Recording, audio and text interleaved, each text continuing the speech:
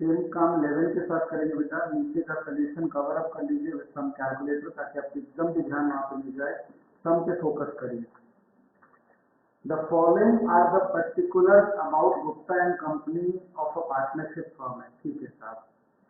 Average capital employed is 7 lakh. तो circle और box the word average.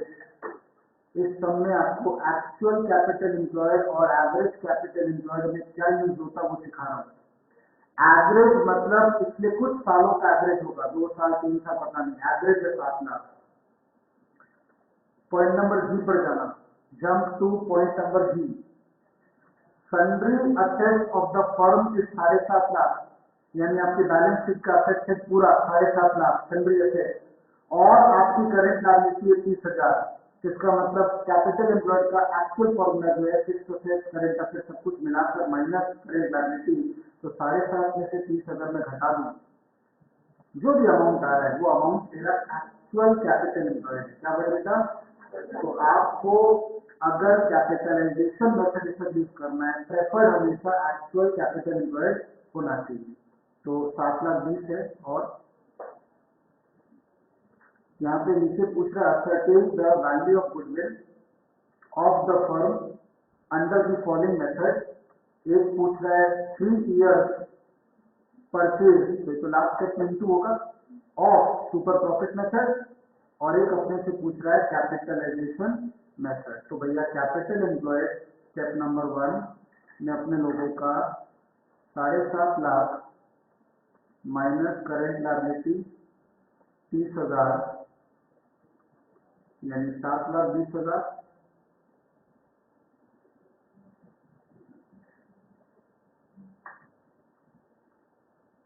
Again जैसा कि मैं बोला, ये चैप्टर सोल्यूशन का नहीं था, कई बुक में इसी जगह पे यहाँ पर एवरेज कैपिटल एम्प्लॉयड 7 लाख भी दिया हुआ है, एवरेज।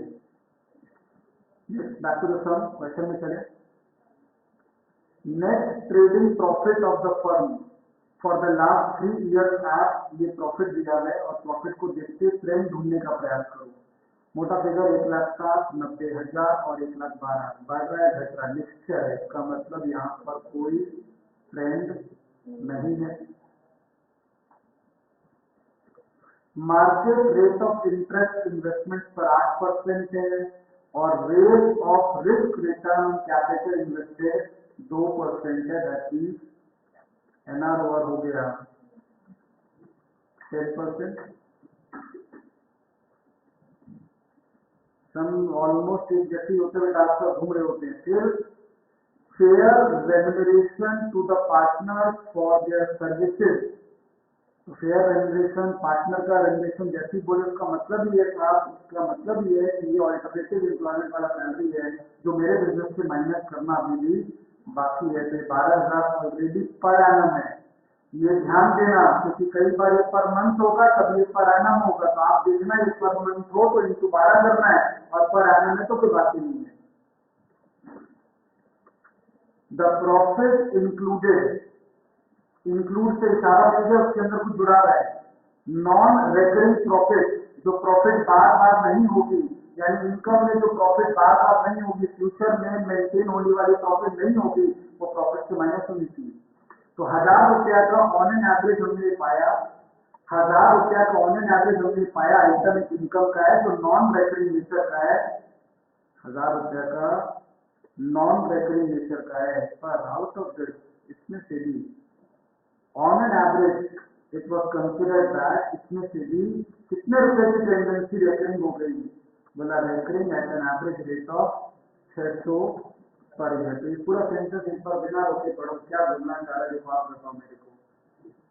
मेरे प्रॉफिट में 1,000 रुपया की एक नॉन रेकरिंग प्रॉफिट है, जिसमें से 600 रुपया की profit on an average recurring है। तो एक बार ना एक बार हाँ बोल रहा है, कभी हाँ कभी ना बोल रहा है, तो अल्टीमेटली वो क्या मीन करता है? 600 होगा 1,000 में से, तो मतलब फाइनली कितना नहीं होगा 400। 1,000 में से 600 हो गया 400, तो इसका मतलब वो ये मीन करता है कि फाइनली इसमें से 400 ही नॉन रेकरिंग है बेटा, बाकी बकवास किया वो, तो मैंने तो कंफ्यूज किया हुआ आपको खाली।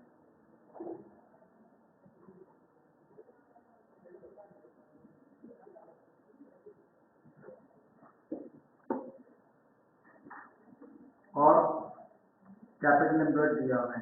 तो step 1 capital employed, step 2 capital employed multiply by NR होगा, तो 7,20,000 इंटू एनआर होगा 10%, ऊपर चेक कर बेटा 10%। एंड एज आई सेड यहाँ पर काफी बुक वाले ये भी कर रहे हैं, इसमें एवरेज दे रहे हैं, तो उसके हिसाब से अफकोर्स आंसर बदलेगा, वो कॉन्सेप्ट चेंज हो जा रहा है।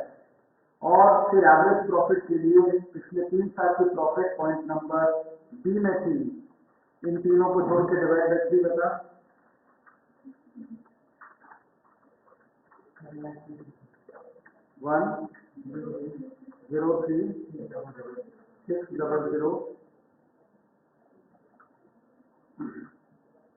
1,03600 नेक्स्ट लाइन में यहाँ डी नंबर पॉइंट में प्रॉफिट फॉर द ईयर के सामने लिख, वही जो फिगर अभी आया 1,03600 right in front of this, less SMC का सारा स्टेप जितना भी था उसमें रेम्युनरेशन ऑफ पार्टनर, यहाँ रिटर्न नहीं होगा बेटा, रेम्युनरेशन होगा, रेम्युनरेशन ऑफ पार्टनर कितना पैसा मिले 12,000 पर एनम वाला फिगर माइनस करेंगे, रुकना। और एक पॉइंट था point number F, point number ये ई हुआ, ये पॉइंट ई से आया, और पॉइंट जब भूल रहे क्या 400 रुपए की इनकम जो फ्यूचर में नहीं होगी तो 1000 माइनस 600, इसमें से 400 रुपए की इनकम इंक्लूड है, इंक्लूड है मतलब इनकम प्रॉफिट को बढ़ा चुकी है, पर फ्यूचर में वो इनकम नहीं होगी, फ्यूचर वाली इनकम 400 से घट जाएगी, तो माइनस इससे हमारा एसएमपी आएगा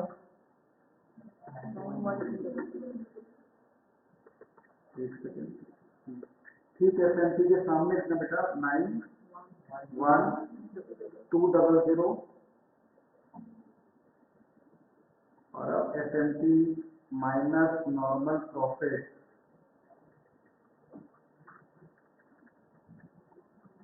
इक्वल टू 19,200 और इसको 19,200 super profit, keep on saying the formula बेटा, रिटेंशन से बोलते रहो, super profit multiplied by number of years purchase, जो कि 3 साल है, 3 साल था ना, तो हमारा सुपर प्रॉफिट मेथड से गुडविल आ गया 57,600। और इसी में ऑल्टरनेटिव सोल्यूशन जो अवेलेबल होगा वो क्या होगा था, अगर मैं इसको एवरेज 7 लाख कर दूं तो इसके 7 लाख होते हैं 70,000, इसके 70 होते यहाँ पे चेंजेस और यहाँ पे करें अफकोर्स इसका डोमिनो इफेक्ट, डोमिनो इफेक्ट मतलब एक को चेंज करोगे सब बदल जाएगा, तो वो भी ऑल्टरनेटिव अवेलेबल है। ऐसे समय जस्ट एग्जाम ओरिएंटेड, रिस्क मत लेना, एवरेज वाला भी सॉल्व कराना बेटा, क्या एक लाइन लगाना है ऑल्टरनेटिव, यहाँ पे 7 लाख एवरेज वाला थी, ठीक है ना, 2-3 वर्ड बदलेगा, इसमें 70,000 सीधा एक्सचेंज नहीं करना, वो 10% हो गया 70,000,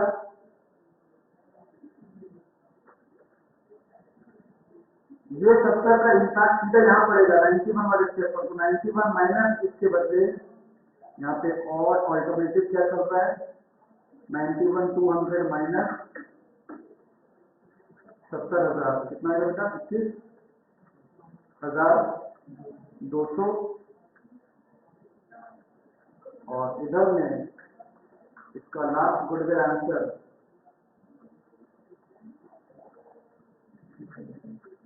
63,600। There is no sensible or reasonable way to describe it, इसलिए यहाँ पे एवरेज ही चलता है।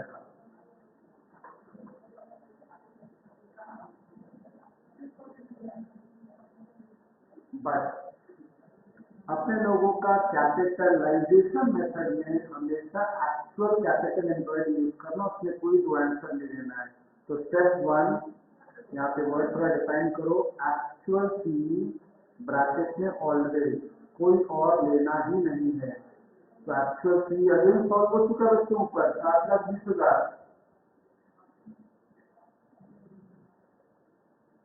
एसएमपी कोई मेहनत नहीं करनी है 91,200 सॉल्व हो चुका है, एज अबव, क्यों वापस निकालेंगे एज अबव,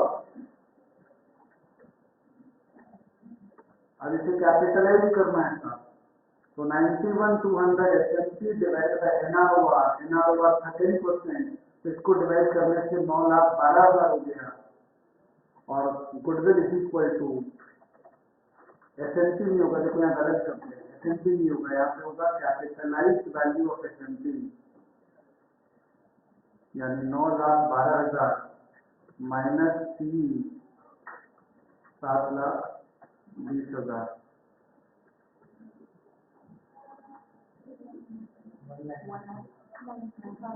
92,000।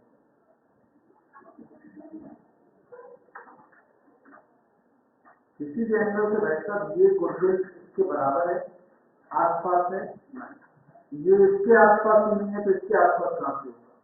दैट मीन्स आपका इस पूरे चैप्टर में goodwill under 4 method will most of the time give you 4 different answer, तो सेम नहीं होंगे, वो एक तो ठीक नहीं, वो एक तो ठीक। आपके दिमाग में ये बात नहीं आए कि गुडविल सेम आता है, 4 मेथड से 4 आंसर आता है, 4 मेथड से 4 अलग अलग आंसर आते हैं, याद रखिएगा। चलिए नेक्स्ट पेज में देखिए, सॉल्व सम चालू हो रहा है, उसमें अफकोर्स सॉल्व है, प्रैक्टिस कर रहे हैं। क्वेश्चन नंबर 8 निकालिएगा, 8 नहीं 7 करें, 7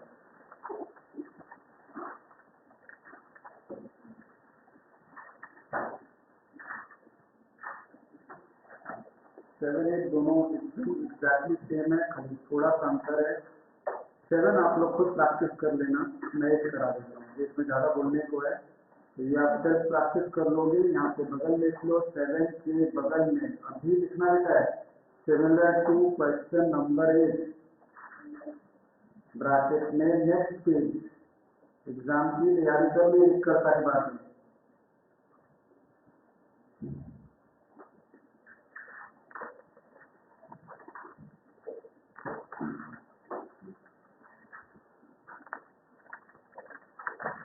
ये बेटा तो क्वेश्चन है अपने डिस्कस करेंगे। क्वेश्चन 8 के लिए कॉपी में जाइए, कॉपी में यहाँ पे आंसर है, उठ जाइए, कॉपी खोलिए, कॉपी में हेडिंग लीजिए, गुडविल का सम नंबर 8 कर रहे हैं, पेज नंबर अपने किताब का देख के लिखिएगा, सॉल्व सम्स में से कर रहे हैं, इतनी सारी बातें लिखिए।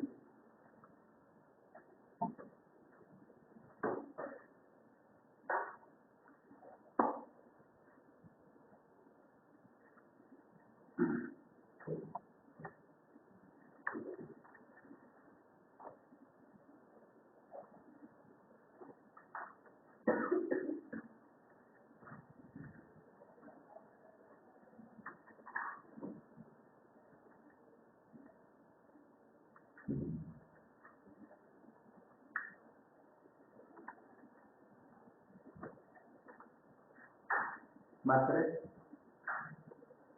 Greener Limited proposed to purchase the business carried on by Mr. Douglas, तो किसी सोल प्रोप्राइटर के बिजनेस के कंपनी खरीद रही है, गुडविल इससे वैल्यू कर रही है।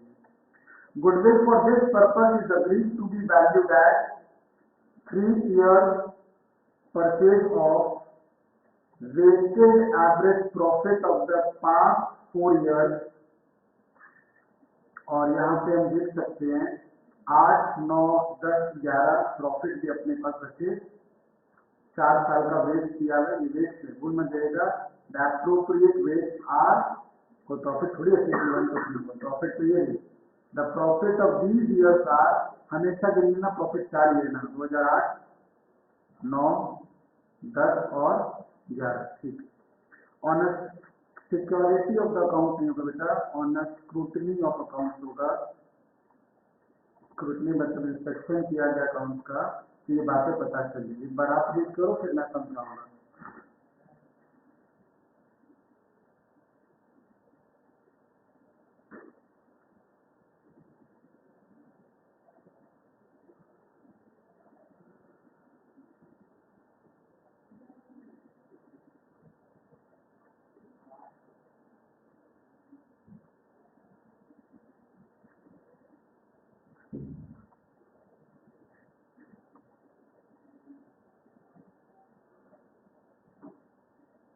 ठीक है। चलो 4 साल का प्रॉफिट है, तो एक टेबल रेडी कर लो बेटा। Question number 1, calculation of F N D. Let's keep it simple. हम लोग फ्यूचर मेंटेनेबल प्रॉफिट का टेबल बना रहे हैं। कितनी प्रॉफिट है यह बता दो। 2008, 9, 10, 11।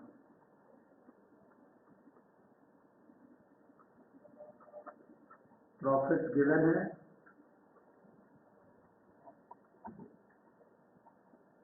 सबने टैक्स प्लस का वर्ड ही यूज किया है, कहीं भी कुछ नहीं बोला गया, तो हम लोग मान के चल रहे हैं टैक्स हमने लेना ही नहीं। 10,100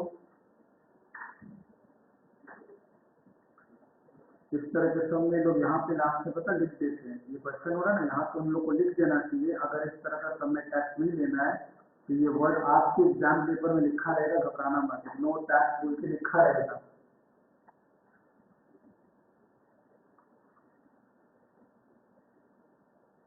क्या क्या बेटा, 10,100, 10,400 और बोल 12,000 और 15,000। अब हमें इस प्रॉफिट को सुधारना है। गलती हुई है प्रॉफिट में, क्या क्या गलती हुई है ये देखते हैं। पहली गलती, ऑन 1 सितंबर 09, मतलब 2008 में नहीं, 9 में गलती हुई, सितंबर महीने में। अब major repair was made in respect of the plant. हमने प्लांट के लिए रिपेयर करवाया था। जी प्लांट में अगर रिपेयर हुआ है तो हिसाब से वो खर्चा है। लिखा है इनकरिंग 3,000 रुपया, which amount was charge to revenue. हम लोग इसको CSR भी चार्ज हो गए,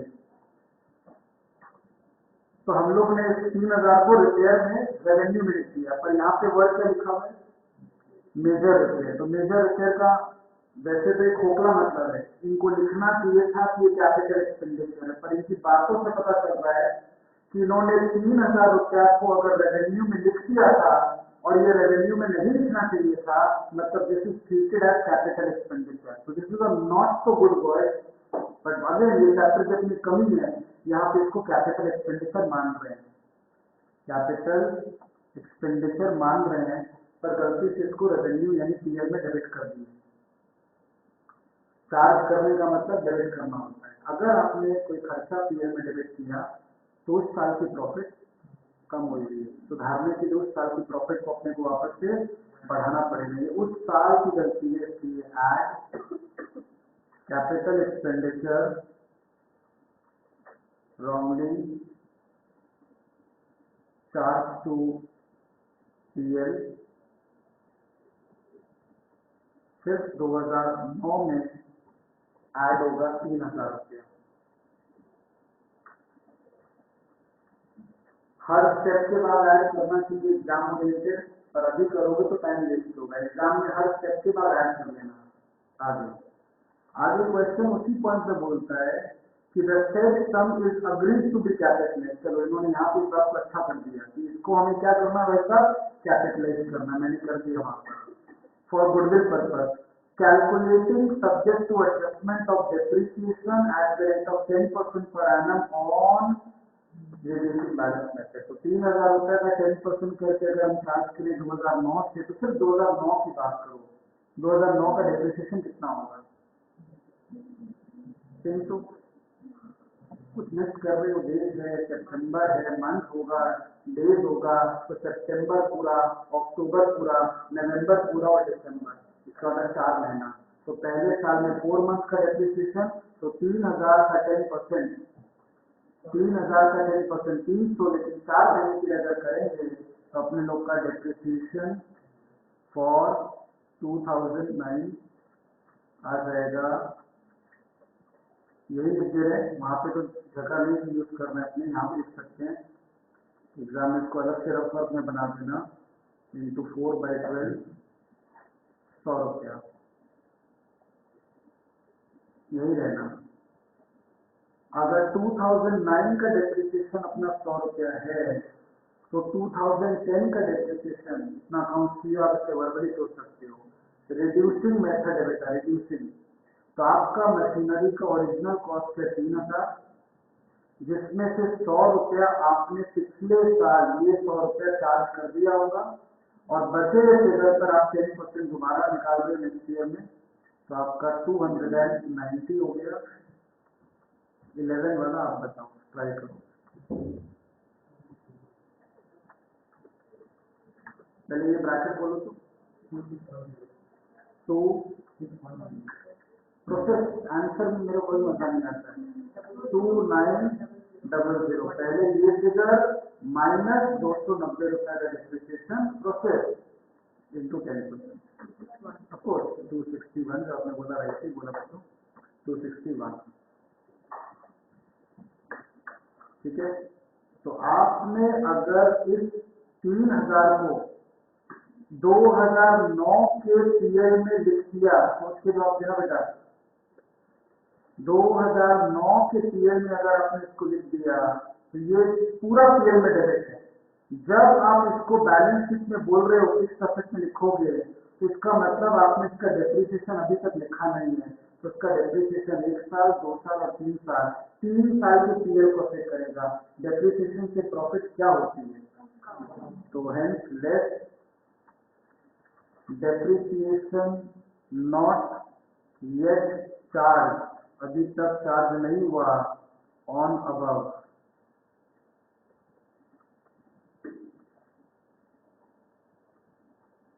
रेस्पेक्टिव ईयर्स में रेस्पेक्टिव आंसर।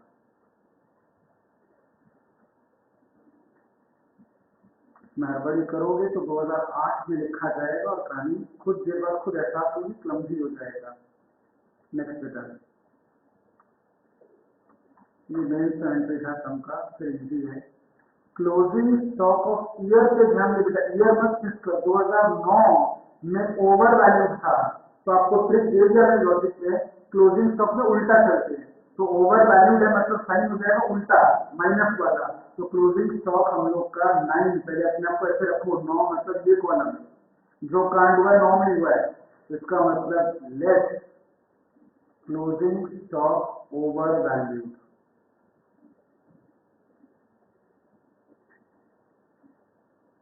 बाकी ईयर को ब्लैंक करो ताकि चीजें एकदम डिस्क्रीट हो। 1200 से लेस हुआ, लेस के लिए ब्रैकेट यहाँ नहीं दोगे, अगर यहाँ ब्रैकेट नहीं दोगे तो ये लेस कभी दिखेगा नहीं।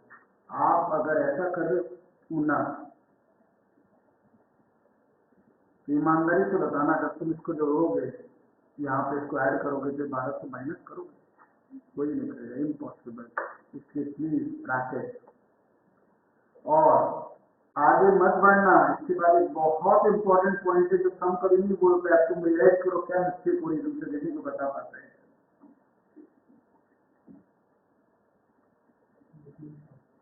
मैं लाइन बोलता हूँ तुम सब बता पाओगे। जो 2009 का क्लोजिंग स्टॉक है वो 2010 का, तो अगर 2009 का क्लोजिंग स्टॉक ओवर वैल्यू था, सुनना, तो 2010 का ओपनिंग स्टॉक भी ओवर वैल्यू है, ओवर वैल्यू है, पर वो 2010 में अफेक्ट करेगा। पहला बात, पहला बात, अगर ये 2009 में लेस हुआ है कॉमन सेंस, तो 2010 में हमेशा ऐड होगा। ये हमेशा रखना कि क्लोजिंग स्टॉक वाला सेंटेंस हमेशा उसके अगले साल को भी अफेक्ट देता है। इस पे हैशटैग लगाओ, ये वेरी इंपॉर्टेंट, ये वेरी इंपॉर्टेंट। समझ ऐसा समझ आया कि 2000 लिखिए, 2010 में कुछ गड़बड़ है, कुछ भी साइन नहीं बोलूंगा, क्लोजिंग स्टॉक गड़बड़ है, तो 2010 में अगर तुम समझो प्लस 300 किया, प्लस 300, तो 2011 में माइनस करेगा। और अगर ऐसा है कि 2011 में तुम्हारा 1200 मान लो प्लस है, तो 2011 के बाद क्या स्क्रीन पर 12 है, तो you have to stop there, last वाला ये। Next, back to the sum, हो गया सब, अब सिंपल है। To cover the management cost and annual charge of 2400 रुपया should be made future tense, 2400 रुपया खर्चा होगा for the purpose of goodwill valuation. तो फ्यूचर में होने वाला खर्चा हमारे पास की प्रॉफिट को घटाता है, तो लेस फ्यूचर मैनेजमेंट एक्सपेंस 2400 रुपया लेस सब में। ये 4 बार भी कर सकता हूँ, एक बार भी लास्ट में कर सकता हूँ, पर इसमें 4 बार करना, क्योंकि ये वेटेड का सम से बेटा सिंपल का सम नहीं है। अब इससे प्रॉफिट निकालो, करेक्ट प्रॉफिट या एफएमटी।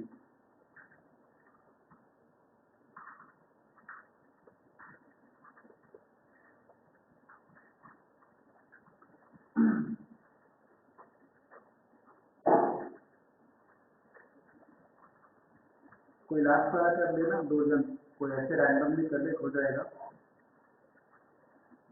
पहला वाला 7700,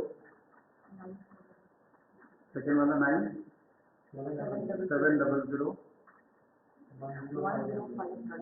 और 3। कंफर्म करो एक बार लास्ट वाला। 4 कैसे होगा, 1 है बेटा, माइनस है ना, गड़बड़ है। 1 2 3 3 9।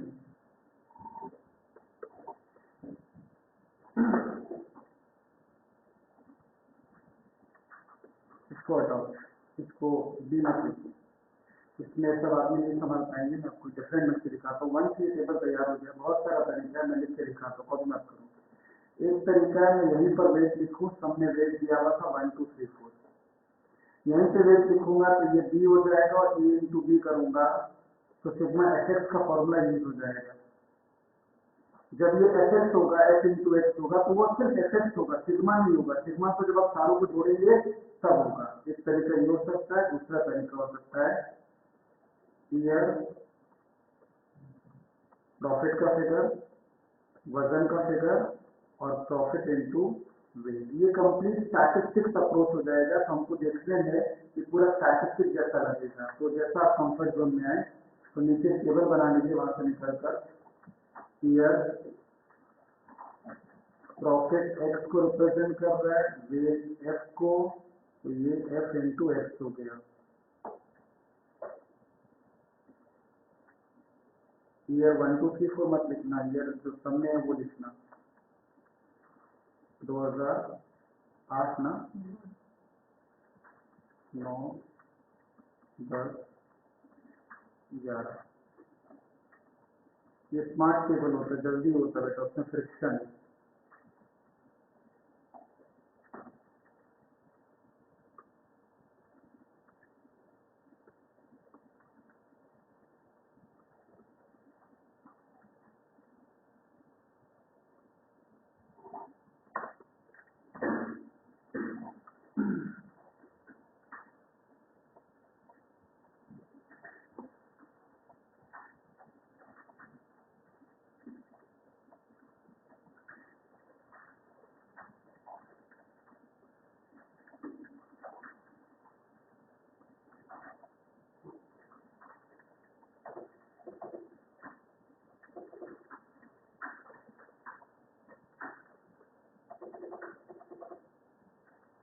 याद करके 10786।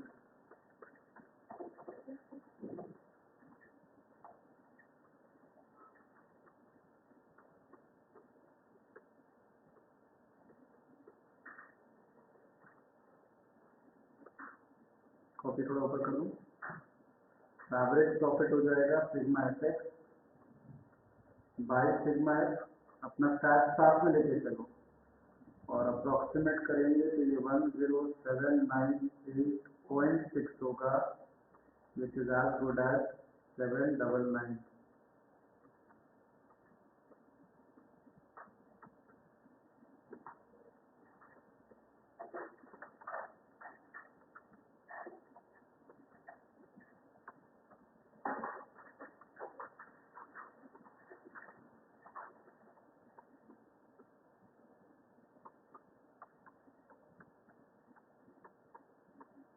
तो हमने देख लो 3 ईयर दिया हुआ है ना,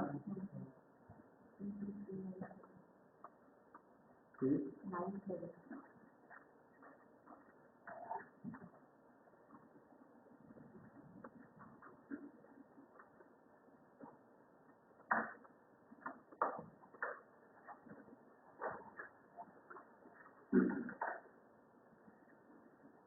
इस साल में आपका प्रॉफिट आया 32,397।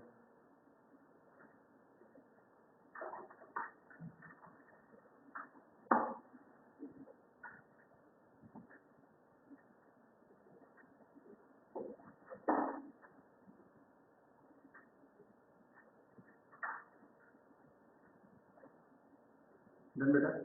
बस लास्ट प्रैक्टिस इस कैटेगरी में गुडविल का छोटा सम 9 नंबर दिया हो बुक में, वही से रीड करना है। ये सम तक एंट्री मिला तो मुझे अच्छा लगा, इससे लिखा है मैंने 9 नंबर। आंसर कवर कर लेना, क्वेश्चन पढ़ना।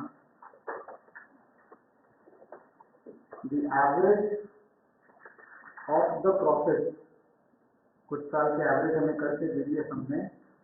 ब्रैकेट में लिख रहा है आफ्टर डिडक्शन ऑफ, कुछ माइनस होने के बाद में, after deduction of preliminary expense. तो प्रिलिमिनरी एक्सपेंस बेटा एक ऐसा खर्चा है जो हर साल पीएल में अकाउंटिंग सेंस में राइट ऑफ करते हैं, पर असल में वो कोई मेरा खर्चा नहीं जो बार बार होगा। 5 साल तक अगर राइट ऑफ करोगे तो आपका 5 साल के बाद फ्यूचर में मेंटेन होने वाले प्रॉफिट में वो खर्चा माइनस नहीं होगा। तो अगर ऐसा कोई प्रीमियम एक्सपेंसेस आपकी प्रॉफिट से माइनस हो चुका है तो सिंपल जवाब वो आगे नहीं होगा, तो वो प्रीमियम एक्सपेंसेस आपको प्रॉफिट से वापस से एड बैक कर देना है। आगे पढ़ो। फॉर द लास्ट 7 ईयर हमारी प्रॉफिट है 1,14,000 और प्रिलिमिनरी एक्सपेंस जो हम लोगों ने हर साल राइट ऑफ किया है वो करीबन 6,000 रुपया has been pasted return of every year for the last 7 year. फिर देखते हैं प्रॉफिट और लॉस इज मोर और लेस स्टेबल, पूरी देखनी पड़ेगी, मोर और less stable and the same trend is expected to be maintained in the future. इसका मतलब फ्यूचर में भी ट्रेंड ही रहेगा, पर वो उस समय 6,000 राइट ऑफ नहीं होगा, इसलिए 1,14,000 में 14 है ना, 6,000 रुपए का प्रीमियम ऐड हो जाएगा। तो ऐसा कम कभी आए तो आपकी प्रॉफिट जिससे आप एफएनटी निकालोगे वो हो जाएगा 1,20,000। इसके बाद एड लेस जो आप एफएनटी में सीखे, पीवीसी पैड, वो सब यूजुअल मैनर में करेंगे। फिर go through the answer part.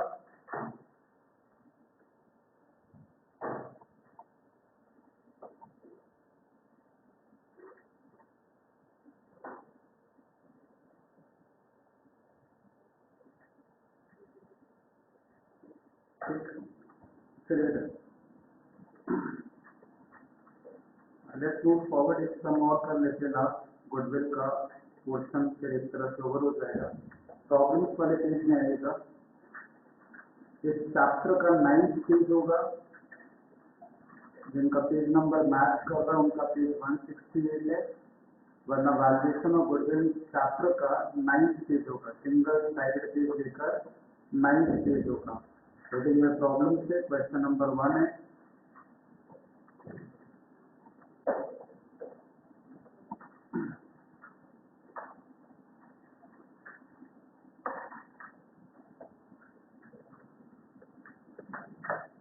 पढ़े बेटा।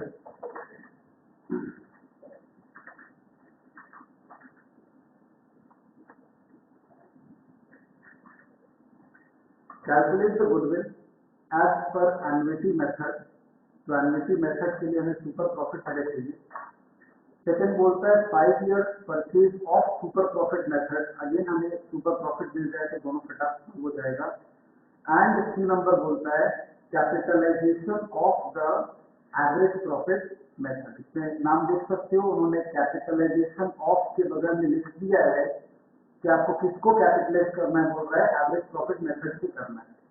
From the following data capital employed, यानी हमें स्टेप नंबर 1 पढ़ते पढ़ते सोचना बेटा, स्टेप नंबर 1 सुपर प्रॉफिट का मिल गया 6,30,000, लेकिन 1 के साथ 6 नंबर को एरो से लिंक करना बच्चों।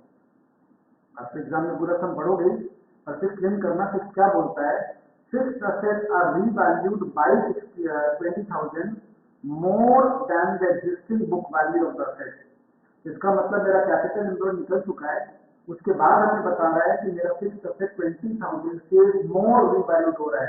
तो अगर मेरा फिक्स्ड असेट बढ़ेगा, अगर मेरा फिक्स्ड असेट मोर यानी बढ़ेगा बेटा, तो इसके बढ़ने से कैपिटल एम्प्लॉयड पर क्या असर पड़ेगा। कॉमन सेंस से जवाब देने का पहले प्रयास करो, इससे कैपिटल एम्प्लॉयड पर क्या असर पड़ेगा। आपका फर्स्ट सोर्स बोलो ना, फर्स्ट बढ़ेगा। चलो मान लो इस बात को तुमने बोला पर तुम्हें यकीन नहीं है, तो एक बार कैपिटल एम्प्लॉयड का फॉर्मूला याद करते हैं। F A plus C A minus C A. एक बार वही हल्का कर रहे हैं, ट्रेडिंग इन्वेस्टमेंट डी ए बोल नहीं रहे, मेन मुद्दा तो समझो। ये दोनों इक्वेशन में प्लस हो रहा है, तो अगर ये बढ़ेगा तो सीधा सीधी इक्वेशन बढ़ेगा, कॉमन सेंस। अगर ये गिरेगा तो आंसर मेरा गिरेगा। लेकिन लिखना बेटा तो लिख के रखना पड़ेगा, बाद में थोड़ी फिर अलग से बोलूंगा लिखो।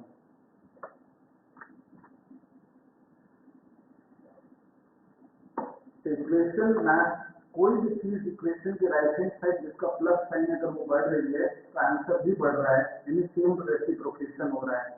लेकिन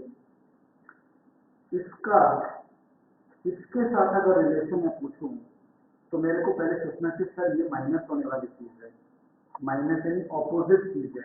तो अगर मेरा करेंट लायबिलिटी कभी बढ़ रहा है तो उसका असर कैपिटल एम्प्लॉयड पर गिरना होगा, और अगर मेरा करेंट लायबिलिटी गिर रहा है तब मेरा कैपिटल एम्प्लॉयड जो है बढ़ेगा, यानी दे शेयर इनवर्स रिलेशन, इनका आपस में रिलेशन इनवर्स है, और इनका आपस में रिलेशन जो है फिक्स्ड असेट करेंट असेट का पॉजिटिव है। पॉजिटिव मतलब सेम रिलेशन, इकोनॉमिक्स के बाद सिंपल वर्ड है positive relation, inverse relation, same sign positive, तो इनका आपस में रिलेशन पॉजिटिव रिलेशन है।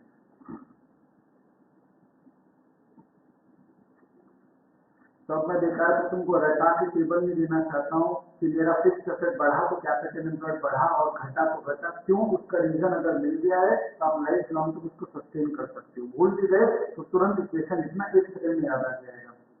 डन साहब, तो मेरा 6,30,000 20,000 से बढ़ गया बेटा, तो मेरा नया capital employed divide capital employed का फिगर इस सम के लिए हो गया। वर्बल आंसर निकाल लेते हैं 6,50,000। और सेकेंड पॉइंट बोलता है नॉर्मल रेट ऑफ प्रॉफिट, तो मेरा second step super profit method का होता था capital employed multiplied by normal rate of return, तो 6.5 लाख मल्टीप्लाइड बाय 10% करेंगे तो 65,000 मेरा नॉर्मल प्रॉफिट भी निकल कर बाहर आ जाएगा। तो मेरा स्टेप 2 भी सॉल्व हो जाएगा यहाँ तक। स्टेप 3 होता था फ्यूचर मेंटेनेबल प्रॉफिट निकालो, यानी एवरेज प्रॉफिट निकालो, यानी आपकी एक्चुअल प्रॉफिट को एवरेज करो। भाई देखते हैं, थर्ड पॉइंट मुझे प्रेजेंट वैल्यू ऑफ एन्युटी दे रहा है, तो ये तो ऑल टुगेदर साथ है साथ, ये अपने लोग का क्या है, एक एन्युटी का फिगर है। एन्युटी कहाँ काम आएगा, इसमें काम आएगा और कुछ नहीं है।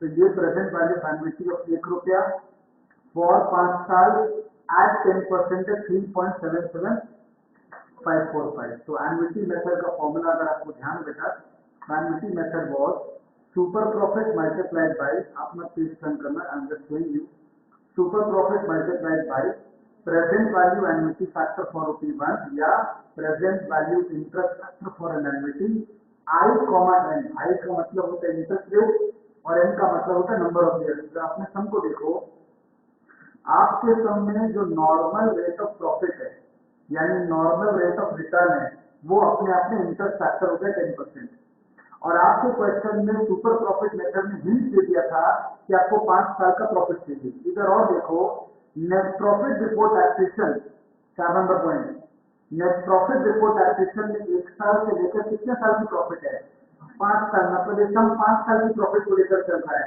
इसीलिए यहाँ पर एन्युटी फैक्टर भी 5 साल का है एट द रेट 10% है। ये तुम नहीं भी समझोगे तो सम राइट होगा, पर क्यों राइट होगा, समझ के राइट करो ना कि ये इंटरेस्ट फैक्टर जो सम में 10% है और ये 5 इयर्स, क्योंकि मेरे सम में नेट प्रॉफिट 5 साल का दिया है, ये इससे मैच करता है।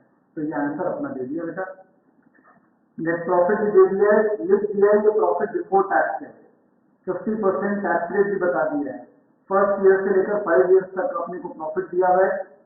जरा देखते हैं ट्रेंड है क्या, 1,05,000 145 बना, बढ़ रहा है, 145 175 बना, बढ़ रहा है, 175 2 लाख बना, बढ़ रहा है, पर 2 लाख 150 बना, मतलब ट्रेंड ब्रेक हो गया। एक भी फिगर चेंज हो जाए, सफल अप हो जाए तो मतलब there is no trend, normal sums करना, simple average. Non trading income 5,000 है और डिवेंचर इंटरेस्ट अपने लोग का 10,000 है, ऑन एन एवरेज मतलब हर साल ये फिगर इंक्लूडेड है इन दी प्रॉफिट एंड लॉस अकाउंट। तो हर साल अगर इंक्लूडेड है तो 2 तरीका, या तो आप 500 फिगर से 5 बार डिवेंचर इंटरेस्ट को, सिंबल बताओ क्या करते थे, सुपर प्रॉफिट का एसएनपी दो ही जगह अलग होता है, उसमें डिबेंचर इंटरेस्ट प्लस करते हैं बेटा, माइनस तो ऑलरेडी हो चुका है, इंटरेस्ट एक खर्चा है, खर्चा प्रॉफिट से ऑलरेडी घट चुका है, सुधारने के लिए उसे प्लस करना है और इनकम फ्रॉम इन्वेस्टमेंट लेस करना है। ये चार्ट भूला तो नहीं बेटा? S&P under super profit method में एसएनपी अंडर मेथड 1 लो, ऐड डिबेंचर इंटरेस्ट करो, माइनस इनकम फ्रॉम इन्वेस्टमेंट करो, उसके बाद टैक्स माइनस करो, आंसर अपना आ जाएगा। लॉजिक बहुत सिंपल है, ये ऑलरेडी घटा हुआ है, बीआरएस रूल सुधारने के लिए प्लस, और इनकम तो ऑलरेडी क्रेडिट होता बेटा, सुधारने के लिए माइनस कर रहे हैं।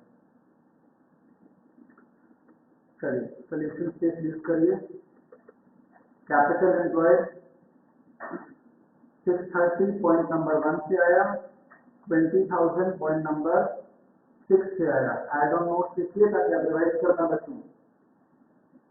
इसका टोटल आप यहाँ मत लिखना बेटा, आपके लिए यहाँ पेज दे दिया, आप इसको यूज करना एकदम राइट पेज को, 6,50,000 यहाँ लिखना आप लोग। हर स्टेप क्लोज होते जा रहा है।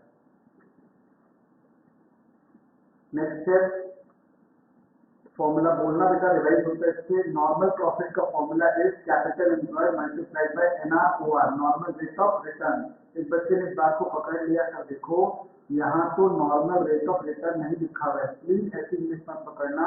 नॉर्मल रेट ऑफ रिटर्न बोलूं, नॉर्मल रेट ऑफ प्रॉफिट बोलूं, normal return on capital employed बोलूं, या खाली रिटर्न ऑन कैपिटल एम्प्लॉयड बोलूं, वो शब्द अपना नॉर्मल रेट के आसपास होगा या कैपिटल एम्प्लॉयड के ऊपर रिटर्न होगा, ऐसी कोई भी rate is all the same था। तो एक जगह लिख के रख लो,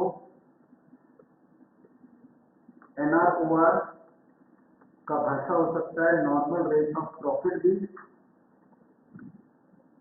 या return on C E B, they are all same.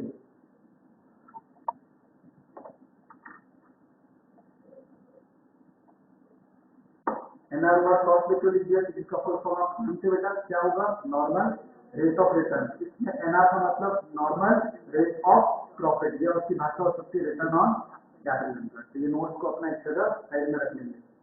अपने हैंड रेटेड नोट्स भी लिख रहे थे ना कॉपी में, तो बाद में जाके घर में इसको उस कॉपी में पेस्ट कर देना ताकि सारे नोट्स एक जगह रहे।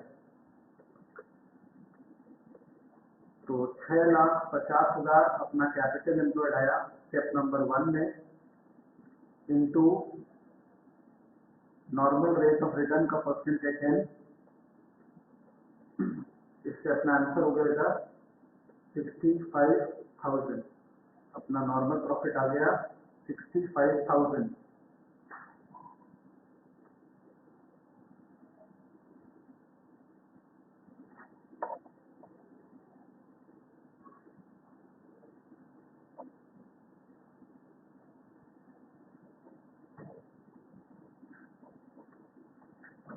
नेक्स्ट स्टेप, स्टेप 3 अपने को चाहिए होता है एक्चुअल प्रॉफिट। एक्चुअल प्रॉफिट जितने सारे नाम, average profit, actual profit, SMP.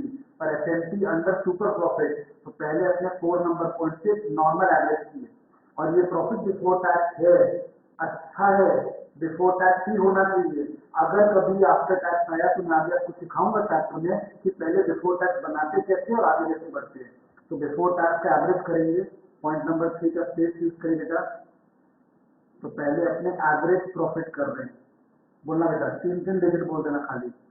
1,05,000 है ना, 3 डिजिट लिख लेते समझने के लिए। 105 प्लस और बोल 145 प्लस, ओके, प्लस 2 लाख यानी 200, और प्लस लास्ट वाला 1,50,000। ये सारे फिगर 1,000 से समझ में आ जाएंगे। डिवाइड बाय 5, सिंपल एवरेज कर रहे हैं इसका। इसी को एवरेज कर ले और 3 जीरो लास्ट में ऐड कर देंगे बाद में। 50, 75 बटा 5, 135, 130,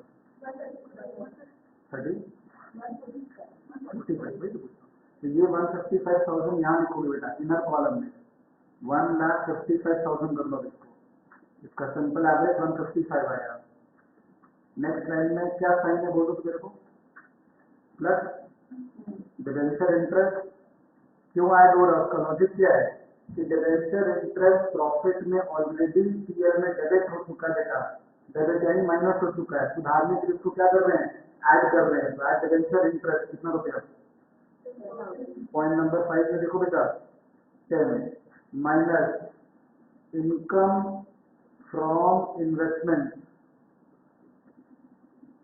इसे इंटरेस्ट ऑन इन्वेस्टमेंट भी समझ सकते हो, इनकम फ्रॉम इन्वेस्टमेंट भी समझ सकते हो। कितना अमाउंट 5, लेस का साइन दो, यहाँ पर एक रिजल्ट निकालो, इतना का एक आंसर निकालो, 55 50 60,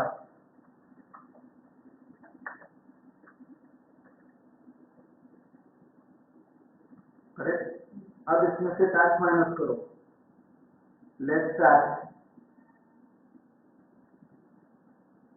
एट द रेट 50%, इसको भूल जाओ बेटा, ये लाइन भूल जाओ, अपना हाथ से प्रेस करके देखो, लेस टैक्स 50%, तो 1,60,000 का आधा, कोई कैलकुलेशन थी बच्चों, 80,000, और इसे बाहर ले जाकर के इसी के सामने 80,000 लिख दो, और ये 80,000 के राइट साइड में तुम इसका मीनिंग लिख दो एसएमटी, तो अपना स्पेस मैनेजमेंट हो जाएगा। 80,000 एसएमटी हुआ अपना। फ्यूचर में हमारी कंपनी 80,000 रुपये ऑन एवरेज कमा के दिखा रही है, जबकि गाँव हमारे जितना कैपिटल एम्प्लॉय करके मेरा गाँव जो है 65,000 कमा रहा है, तो हम गाँव से कितना रुपये ज़्यादा कमा रहे हैं, सुपर प्रॉफिट, हम गाँव से कितना ज़्यादा एक्सेस कमा रहे हैं, तो SMT minus normal profit, SMT minus normal profit is super profit. तो नेक्स्ट है बेटा 4 नंबर पॉइंट यूज करिए, जो लिखा हुआ है इसे बोलने से आपका रिलेशन होगा बेटा, super profit equal to SMT minus normal profit. फिर लिखना चालू करिए, सिर्फ अमाउंट मत सॉल्व करिए, प्रैक्टिस पूरी करिए। 80 माइनस 65 यानी कि 15,000।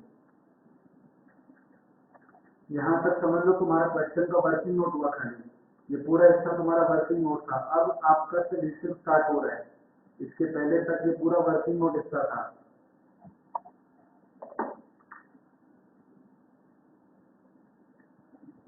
क्वेश्चन का फर्स्ट टाइम पढ़ो बेटा, अब तक तो भूल चुके हो क्या पढ़ना था। What was the goodwill under method 1, पहला ए एन्युटी मेथड। एन्युटी मेथड का फॉर्मूला होता था super profit into goodwill under annuity method है सुपर प्रॉफिट इनटू पीवीआईएसए। आप फुल फॉर्म में बोलो, प्रेजेंट वैल्यू इंटरेस्ट फैक्टर, बोलो मेरे साथ फिर से, present value interest factor for an annuity, फिर से बोलो, present value interest factor for an annuity. इसी लाइन को यूज कर लो। 15,000 सुपर प्रॉफिट है इनटू हम का थर्ड पॉइंट 3.7754, इसी में इक्वल टू रुपीज कर दो, नियरेस्ट मल्टीपल ऑफ रुपी बोलना।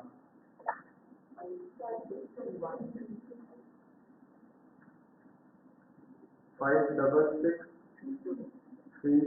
समझा रहा हूँ ये बात, 7 1.5 आ रहा है, तो ये 1.75 जो है ये आपका हो जाएगा 56632। पॉइंट के बाद 50 कहता हूँ तो 1 रुपये ऊपर चले जाते हैं, तो ये 32 बन जाएगा अप्रॉक्सीमेट।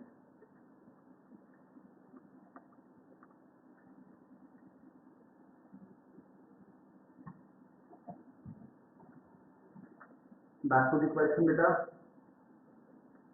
क्वेश्चन में उन्होंने पूछा goodwill under super profit method, तो बी का answer super profit multiplied by number of years purchase. तो कितने साल का परचेज बोला है, उसी लाइन में लिख दिया है, कितना साल, 5 साल का परचेज।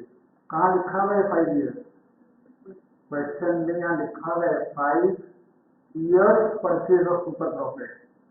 फिर एक बात पूछ रहा हूँ तो आज भी कल कंफ्यूजन बनेगी, क्या ये 5 ईयर्स नेट प्रॉफिट 5 साल का था उससे मैच करना जरूरी है क्या? नेट प्रॉफिट अलग वर्ड है और 5 ईयर्स परचेज सम बताता है, उसका इससे कोई लॉजिक नहीं है बेटा। तो into 5 years 15 5 75,000,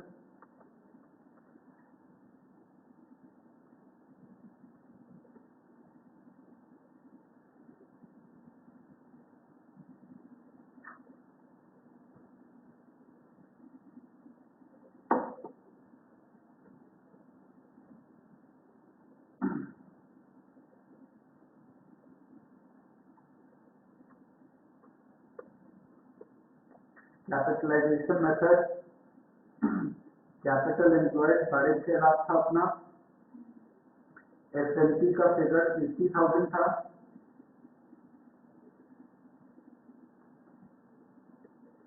capitalise value of SLP हो गया 80,000 डिवाइडेड बाय 10%, एसएलपी को कैपिटलाइज कर रहे हैं 80 बाय 10%, विच इज 8 लाख,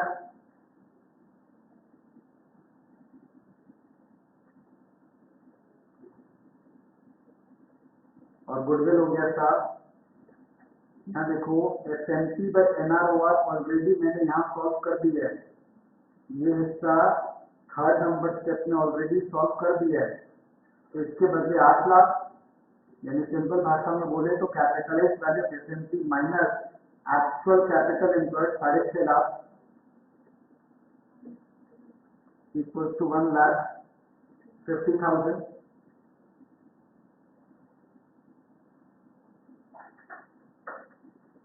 ठीक, इसमें देर से डिबेट द आंसर। कुछ बुक्स बोलते हैं साहब क्वेश्चन में इन्होंने लिखा है capitalization of average profit method, उन्होंने सुपर प्रॉफिट मेथड नहीं लिखा है, तो ये चैप्टर पूरा ही डिबेटेबल चैप्टर है, इसीलिए कई बार एक पार्ट के दो आंसर होते हैं, तो ये लेकर चलना पड़ेगा बेटा। तो अगर उस एंगल को देखें तो मेरा सॉल्व है, सब कुछ सॉल्व है। एसएनपी जब मैंने सॉल्व किया था सुपर प्रॉफिट के लिए, तो सुपर प्रॉफिट तो बाद में प्लस माइनस हुआ, उसके पहले एवरेज तो वही था, तो इस एवरेज का आंसर भी हमारा आया हुआ है 1,55,000। हम इस दोनों को अगर नहीं है तो सुपर प्रॉफिट नहीं होगा, इसका मतलब 1,55,000 मेरा एवरेज प्रॉफिट मेथड वाला एसएनपी है, लेकिन ये बिफोर टैक्स, ये बिफोर टैक्स है, तो इसको भी आफ्टर टैक्स करना है, इसलिए इस पर टैक्स 50% ले लेंगे, इस पर 50% ले लेंगे, 50 लेंगे तो अफकोर्स के आंसर नहीं आएगा, लेकिन इसके आसपास आएगा। एक बार कैलसी को पहले दिखाता हूँ, 1,55,000 देखो, टैक्स का रेट कितना परसेंट है बोलो, कॉमन सेंस लगाओ, 50 लेस करोगे तो 50 बचेगा, तो सीधा इंटू 50% करो, तो 75, 77 आप 500, ये आपका एसएनपी आ गया, वो 77,500 समझो इस जगह रिप्लेस हो गया।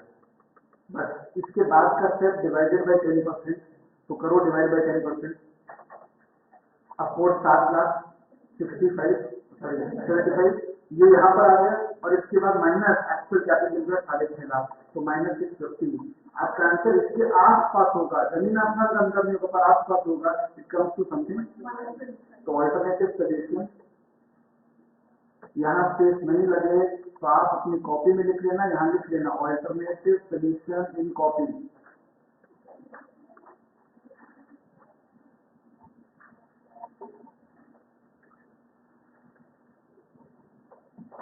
और आप लोग कॉपी का पेज नंबर देते हो क्या बेटा, कि मैंने आपको बहुत पहले बताया था, जो बच्चे अब भूल चुके हैं वो याद रह लें, अपनी कॉपी अकाउंट की अलग होनी चाहिए, उस कॉपी का हर एक पन्ना स्टार्टिंग 1 नंबर से लेकर नंबरिंग होना चाहिए, क्योंकि अभी क्या हो रहा है, अभी अचानक आप इस आंसर को लिख रहे हो, अगर आपके कॉपी का पेज नंबर होता तो आप यहाँ लिख पाते कॉपी का पेज नंबर फलाना, जो भी पेज नंबर है, और एग्जाम टाइम रिवाइज भी फास्ट कर पाते।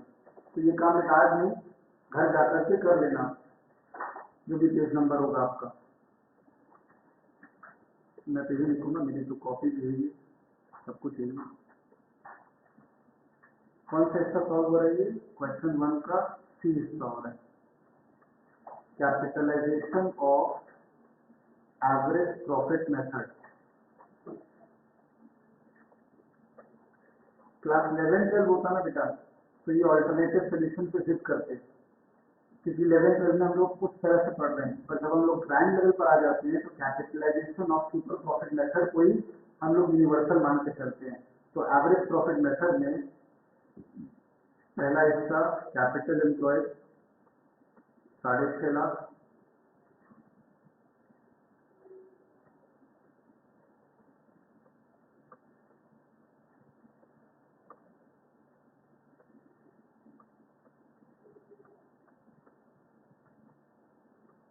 एवीजी क्या रहता है, और ये पाई का सिंबल है प्रॉफिट।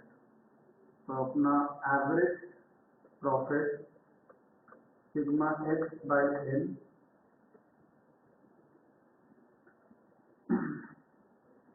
दोबारा मेहनत नहीं करना है कि वर्किंग नोट देखो, जो इस कॉपी में वर्किंग नोट थी 1,55,000 वो थी वर्किंग नोट पॉइंट नंबर 3 में। तो वर्किंग नोट 3 क्यों डबल एफर्ट देंगे, सीधा 55। Let's start at the rate 50%।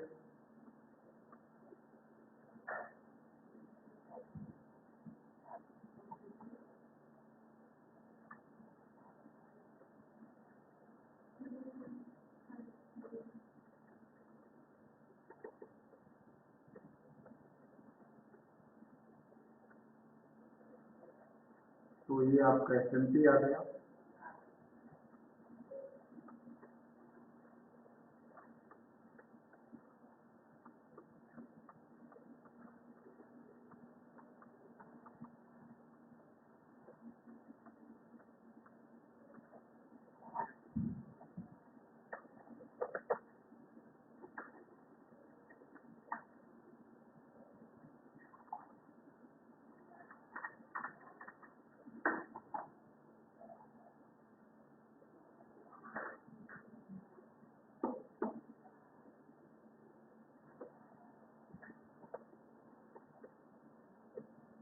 Fourth step goodwill equal to step number 3 ऐसे लिख सकते था, नोट्स को यूज करना सीखो।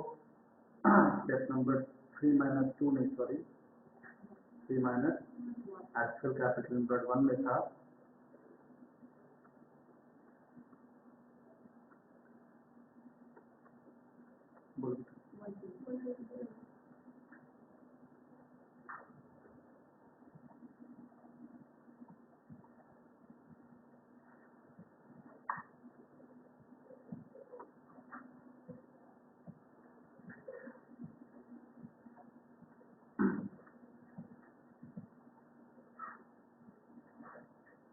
डन था। Back to the study page.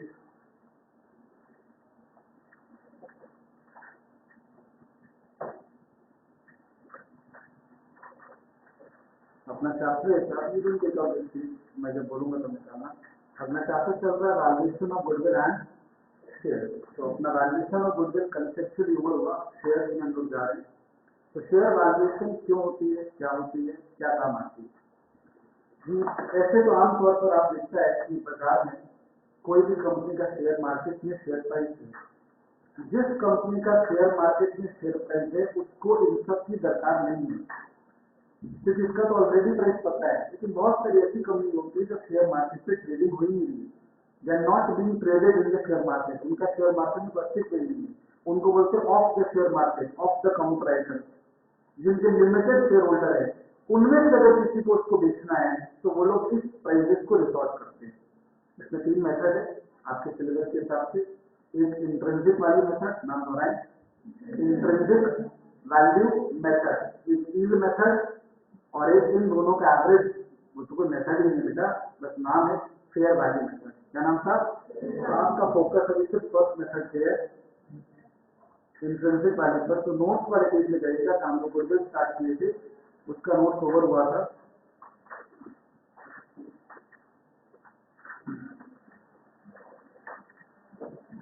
Valuation of share super profit method के बाद को मिल जाएगा।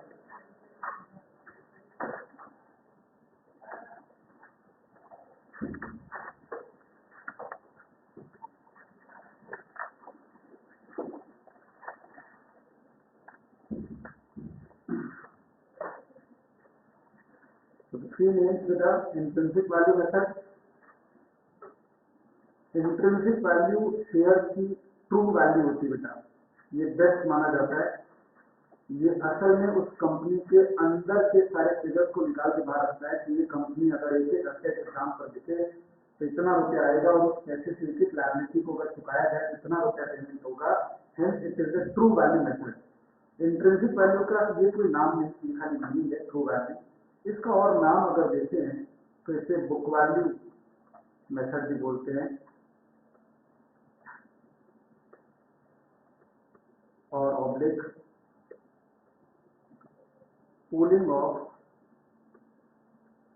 इंटरेस्ट मेथड भी बोलते हैं।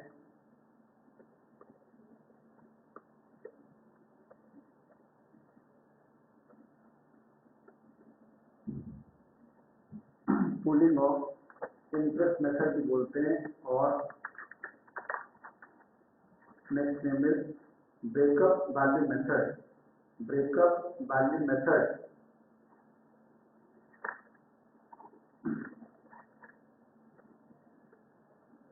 लिखा बेटा।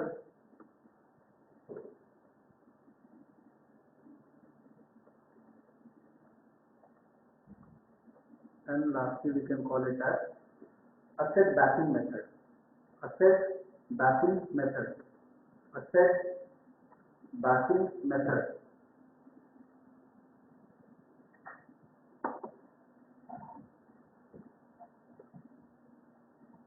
Done. तो सारा नाम तुम थोड़ी देर में समझ जाओगे, इसका फॉर्मूला देखोगे। इंट्रिंसिक मतलब अंदरूनी वैल्यू। जैसे आप समझो एक अपने किसी पर्सन को देखे, ह्यूमन बीइंग, गाइडेंटिक शरीर उसका 6 फुट से प्लस, वेट 180 kg, एक WWE रेसलर। तो आप उसको देखकर एक परसेप्शन क्या बनाओगे, इतना हाइट है, इतना उसका बॉडी वेट है, मसल है, सब कुछ है, मतलब ही इज अ फाइटर। पर वो अंदर से खोखला है। इन द सेंस रिंग में उतरा, सामने वाले बंदा जो एकदम उससे हाफ है शरीर में, उसके मुकाबले एक पंच मारा उसने और वो सामने वाला बंदा जो है गिर गया। दस मतलब अंदर से वो आदमी इतना स्ट्रॉन्ग नहीं था जितना बाहर को दिख रहा है। वैसे ही कई कंपनी बाहर से स्ट्रॉन्ग होती है, अंदर से नहीं होती है। उसका सही वैल्यू जब तक नहीं निकालो तो पता नहीं चलेगा। तो इंट्रिंसिक वैल्यू का मतलब है उसके एक एसेट को बाजार में बेचने जा रहे हैं। तो intrinsic value per share is equal to, first formula, net asset available for equity shareholder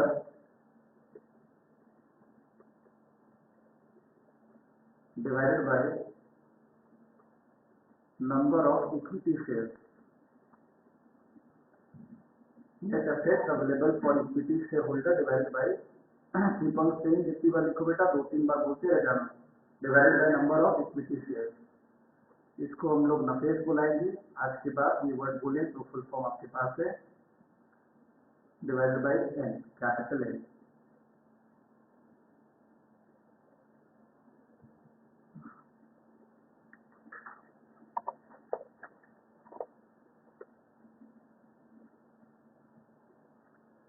done था। तो net asset available for equity share holder या नफेस कैसे निकलता है, उसका अपने अपने फॉर्मूला क्या है। तो आपको मैंने already last time capital employed का फॉर्मूला दे दिया था। तो हम लोग कैपिटल एम्प्लॉयड के फॉर्मूला से चालू करते हैं। नेक्स्ट लाइन कैलकुलेशन ऑफ नफेस वो सिखा रहा हूँ, लेकिन इस तरह सीखना जिससे तुम्हारा फॉर्मूला से फॉर्मूला निकलकर बाहर आ जाए। तो what was the formula for capital employed बच्चों? ऐसे फुल फॉर्म में बोलना एक बार, plus current asset plus trading investment minus current liability. तो ये चीज ऑलरेडी हमारी क्या आ चुकी है, कैपिटल एम्प्लॉयड। वो लिखा हुआ रेट में कैपिटल एम्प्लॉयड, पर अपने हाथ से लिख लेते साथ, ये मेरा कैपिटल एम्प्लॉयड आ गया। अब जरा सोच के बताओ, इन पहले 3 आइटम को देखकर क्या चीज असेट साइड की हमने छोड़ दी है इस 3 के नाम के अलावा? इस 3 में कौन सा नाम हमने छोड़ दिया है? Non trading investment. Non current asset थोड़ा गलत हो जाएगा क्योंकि फिक्स्ड असेट एक example of non current asset है, इसलिए we have to be specific with the language. हमें बोलना चाहिए, लिखना बच्चों अब, नॉन ट्रेडिंग या ट्रेड इन्वेस्टमेंट।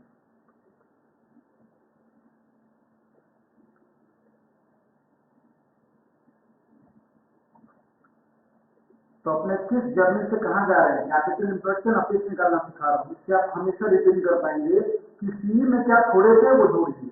अब बताओ लायबिलिटी साइड में, असेट साइड में एक और चीज छोड़ रखे आपने बोला नहीं। असेट साइड में एक और वर्ड होता है फिक्टिशियस असेट। क्या वर्ड होता है बेटा?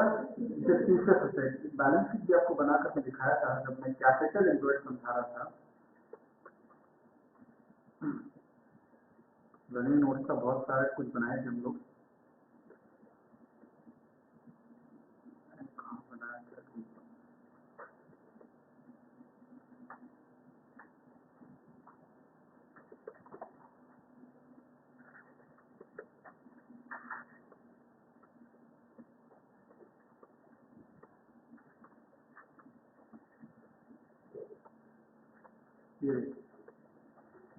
ये बनाया था मैं आपके लिए, क्योंकि ये सोच है पूरी बैलेंस शीट को अगर हम समरी में बोले तो ऐसे ये इन्वेस्टमेंट दो प्रकार का फिक्टिशियस प्रोफेट सेट में दो चीज छोड़े थे आपको बोलना चाहिए सर ये तो ठीक है, आपने ये नहीं बोला, ये भी तो रह गया।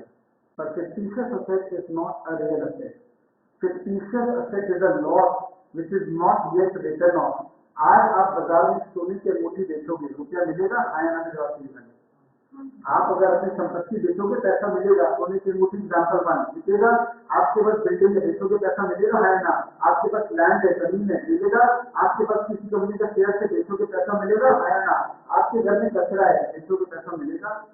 उस कचरे का नाम हो गया fictitious asset. They are not real asset. इसलिए इसको हमेशा मनुष्य में पाप है, कंपनी का कचरा है, कचरे को बेच के पैसा नहीं मिलता है, तो इसको बेच के पैसा मिला, इसको मिला, इसको मिला, ये तीनों कैपिटल एम्प्लॉयड में, और ये भी बेच के पैसा मिला। तो नफेस में नॉन ट्रेडिंग इन्वेस्टमेंट आता है, पर कैपिटल एम्प्लॉयड में न कभी आता था ना कभी आएगा। आज की क्लास में नफेस सिखाने के दौरान तुम्हारे मन में एक बार भी सीई नहीं आया बेटा, क्योंकि सीई से ही नफेस निकालना सिखा रहा हूँ। तो सीई तक की पढ़ाई स्टैगनेंट है, उसमें ये जोड़ दिए, ये नहीं जोड़े, क्योंकि इसको बेच के तो पैसा नहीं मिलेगा। ये करंट लायबिलिटी तुमने ऑलरेडी लेस कर दिया था सी के अंदर ही, इसकी बात दोबारा मत करना। तो अब बताओ, यहाँ देख कर ही बताओ और कौन सी लायबिलिटी तुमने अभी तक लेस नहीं की है? डिबेंचर नहीं की है, लोन नहीं की है, प्रेफरेंस शेयर नहीं की है, क्योंकि नफेस का नाम फुल फॉर्म में क्या रहता?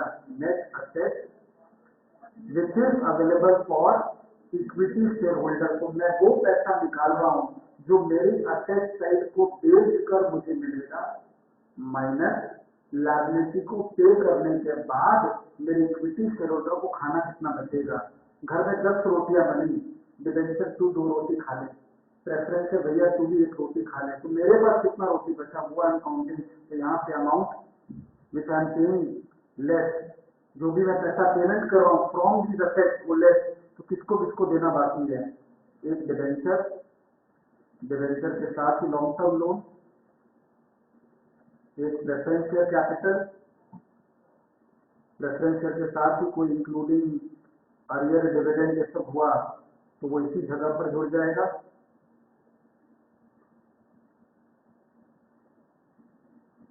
जुड़ जाएगा का मतलब बेटा प्रेफरेंस शेयर के साथ वो जुड़ जाएगा, पर अल्टीमेटली वो क्या साइन हो जाएगा?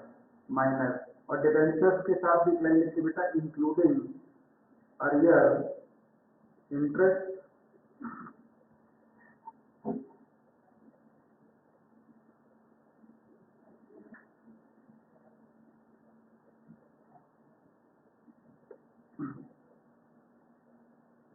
इस वर्ड को प्लस माइनस हटाओ, यहाँ पे करो प्लस गुडविल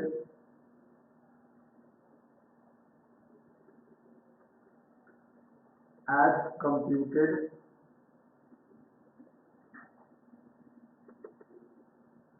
ये गुडविल बेटा प्रीवियस सेशन में हम लोगों ने जब पूरा मेहनत किया गुडविल कैसे निकालते उस पर ही गुडविल निकाल लिया आपने, जो भी कंप्यूट किया समझे, अगर किया तो ठीक, नहीं किया तो ठीक। तो आपने जो भी कंप्यूट किया वो प्लस माइनस गुडविल ब्रैकेट में एट कॉस्ट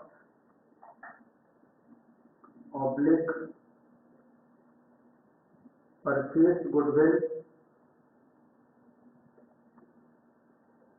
ब्रैकेट क्लोज, फिर ब्रैकेट में which was given in balance sheet and added with, line change कर भी सकते हो, कोई दिक्कत नहीं, नेक्स्ट टाइम मुझे रखनी चाहिए, and added with C, and added with C, C बोले तो कैपिटल एम्प्लॉय। अब ये सब नहीं समझ में आएगा कोई बात नहीं, description done, close bracket. Next line plus notional call, national मत लिख देना, नोशनल कॉल बच्चों, प्लस नोशनल कॉल ब्रैकेट में एड ऑन मीनिंग इसकी on partly paid up equity share, bracket close, और अपना आंसर नफेस। तो ये नफेस का आपका एंटायर फॉर्मूला है। ये सब कुछ हम एक समय नहीं सिखाएंगे बेटा, धीरे धीरे कदम रखेंगे। तो अभी आप सिर्फ इजी वर्ड बोले जिससे मेरा स्टेप लेवल 1 हो जाएगा कंप्लीट। तो लेवल 1 के लिए मुझे ये लाइन बोलनी है, मार्क मत करना, ये लाइन, ये लाइन, ये लाइन और ये गुडविल, बस ये 4 लाइन 5 लाइन दोहराइए मेरे साथ। तो पहले कैपिटल इंटू डाल दिया, किस फॉर्मूला से है वो भी दोहरा ले, SA plus trading investment minus TA. फिर इसमें क्या जुड़ा नहीं एसेट साइड का, वो जोड़ लीजिए। क्या से जुड़ा नहीं, इन्वेस्टमेंट से जुड़ा, कौन सा वाला, नॉन ट्रेडिंग। और क्या नहीं जुड़ा, गुडविल नहीं जुड़ा। और क्या नहीं जुड़ा, गुडविल नहीं जुड़ा। कौन सा गुडविल, जो हमने नया कंप्यूट किया, या तो सबने निकाल कर दे दिया होगा, या सबने मुझे फॉर्मूला बोलकर बोला होगा सुपर प्रॉफिट से निकाल, या एवरेज प्रॉफिट से निकाल, या एनबीसी से निकाल, या कैपिटल मेथड से निकाल, जो भी सामने निकाल दिया हमने जोड़ दिया। और लेस क्या किया, जो सी में लेस किया था, गाँव को खाना खिलाना, क्या क्या, डिबेंचर को खाना खिलाओ और प्रेफरेंस को खाना खिलाओ। ये just 2 word, minus debenture minus preference, जिससे हमारा आ गया था नफेस। तो नफेस मीन्स असेट साइड से जहां जहां से पैसा आया, ऐसे इन्वेस्टमेंट, चाहे ट्रेडिंग चाहे नॉन ट्रेडिंग, उठा लो, माइनस उससे चुकाओ current liability, debenture, loan, preference, सबको खाना खिलाओ, और उससे तुम्हारा नफेस आ गया। और इस नफेस को divide by number of shares कर दोगे तो we are just reach away, हम पहुंच गए अपने सही आंसर पर, जिसका नाम है इंट्रिंसिक वैल्यू पर शेयर। सही मायने में एक एक असेट इस दाम से दिखता, रियलाइज होता, एक एक करेंट असेट इस दाम से दिखता, और एक एक लायबिलिटी को घर जाके चुकाते, तो मेरे हाथ में जो रोकड़ा बचता इक्विटी शेयर होल्डर के लिए, वो रोकड़ा है net asset available for equity share holder. अगर ये रुपया मेरा टोटल अमाउंट है और इसको मुझे नंबर ऑफ शेयर से बांटना है, तो एक आदमी के हाथ में पर शेयर कितना गिरेगा, उसको बोलते हैं इंट्रिंसिक वैल्यू पर शेयर। एक बार इसके सारे नाम दोहरा बेटा, देखकर क्या क्या नाम है, ट्रू वैल्यू नहीं, ट्रू वैल्यू समझने के लिए बोला था, बाकी नाम क्या क्या नाम है, book value method, pooling of interest method, breakup value method, या फिर असेट बैकिंग मेथड। अब सोच के देख नाम, असेट को जोड़ रहे हो इसके असेट बैकिंग, तुम पूलिंग ऑफ इंटरेस्ट मतलब तुम सारा असेट को, सारा लायबिलिटी को एक घर में लिख के माइनस प्लस कर रहे हो, हमें पूलिंग ऑफ इंटरेस्ट। पूल मतलब होता है एक तरह से बर्तन में सब कुछ को डाल देना। और क्या नाम है, बुक वैल्यू, क्योंकि हम बुक वैल्यू लेकर ही चल रहे हैं, पर कहीं ना कहीं मार्केट वैल्यू भी लेकर चल रहे हैं। तो ब्रेकअप वैल्यू वर्ड का मतलब सही मायने में, तुम लोग वाला ब्रेकअप नहीं, ब्रेकअप वैल्यू का मतलब होता है the realisable value, the realisable value, जिस मार्केट वैल्यू पर हम उसको बेचेंगे उसको लेना पड़ेगा। यहाँ पर कॉमन में चीज लिख लेना, टेक रीवैल्यू फिगर, टेक बेटा revalue figure if given, else take book value.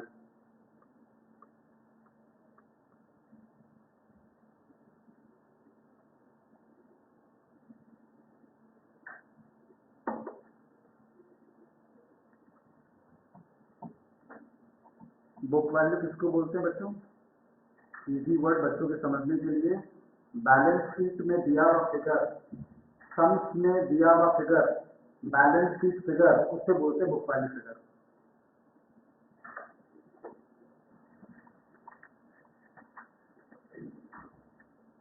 Question number 2 पर आए।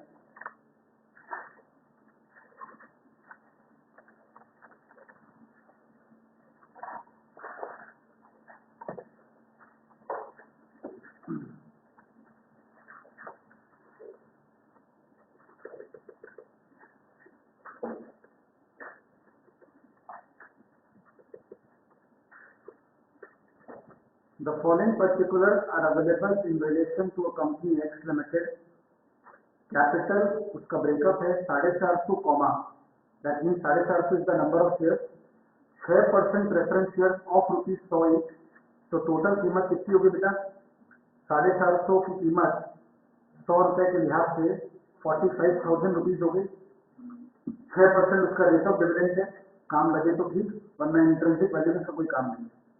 एंड 4,500 इक्विटी शेयर है वो, लेकिन 10 रुपये का है, उसका मतलब इसकी वैल्यू कितनी हो गई 4500 इंटू 10 45,000।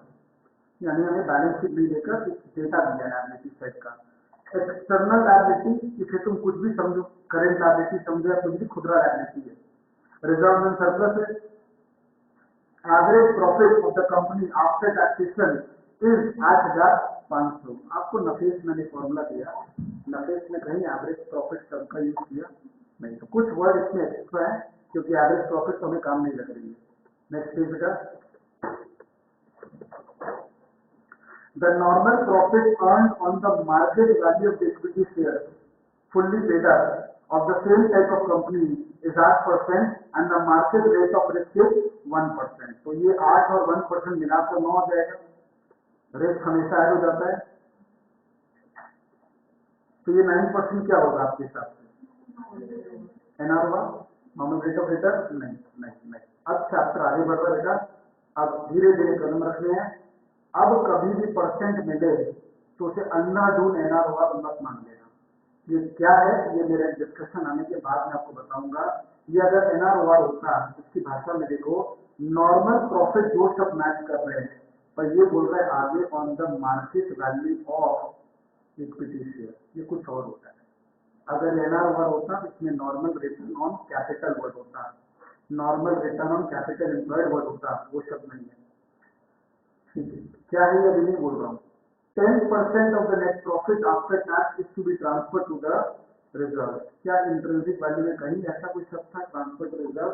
ऐसा कोई लॉजिक नहीं था वहां पे। तो सिर्फ बहुत सिंपल था, बैलेंस शीट का फिगर लेना है। पीएल ये तो जाना ही नहीं है, वो एक्चुअली यील्ड मेथड का काम है, जो मैं तुमको बाद में सिखाऊंगा थोड़ी देर बाद में। यील्ड मेथड जब आएगा तो सारे डॉट्स जो तुम इस सब में छोड़ रहे हो वो कनेक्ट अपने आप थोड़ी देर हो जाएंगे। क्वेश्चन डाला में बेटा, calculate the intrinsic value of equity share and the value of the share according to the dividend yield method, जो मेरा बाद में आएगा।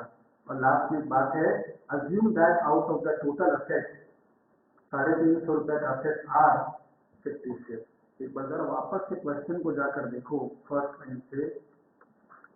इस सब में आपको लायबिलिटी साइड का ऑलमोस्ट सारा मेन में हेडिंग दे दिया, प्रेफरेंस, इक्विटी, रिजर्व और लायबिलिटी। तो बैलेंस शीट ही दे देता, नहीं दिया तो हिंट, जब भी ऐसा कोई सम आ रहा है, नॉट ओनली गुडविल चैप्टर, कोई भी और चैप्टर, तो बिना बैलेंस शीट के सम स्टार्ट करना थोड़ा खतरनाक है। तो we can always draft the balance sheet in the rough work. तो लायबिलिटी साइड में क्या क्या है बात कर ले पहले बेटा। प्रेफरेंस शेयर आया 45,000, इक्विटी शेयर आया वो भी 45,000, एक्सटर्नल लायबिलिटी 7.5 और रिजर्व एंड सरप्लस 3.5, ये 4 लायबिलिटी है। पर असेट साइड में कोई फिगर है क्या, आपसे पूछ रहा हूं मैं एकदम लास्ट लाइन लास्ट फ्रेज कि 350 रुपए का असेट आर 50 शेयर। ये नहीं होता तो कोई असेट नहीं है, तो आप इसको बैलेंस शीट में प्लेस करोगे, सजेशन स्टेट यूज करो, वर्किंग नोट 1,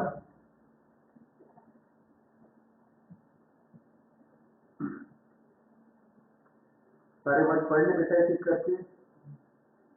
लायबिलिटी साइड जोड़,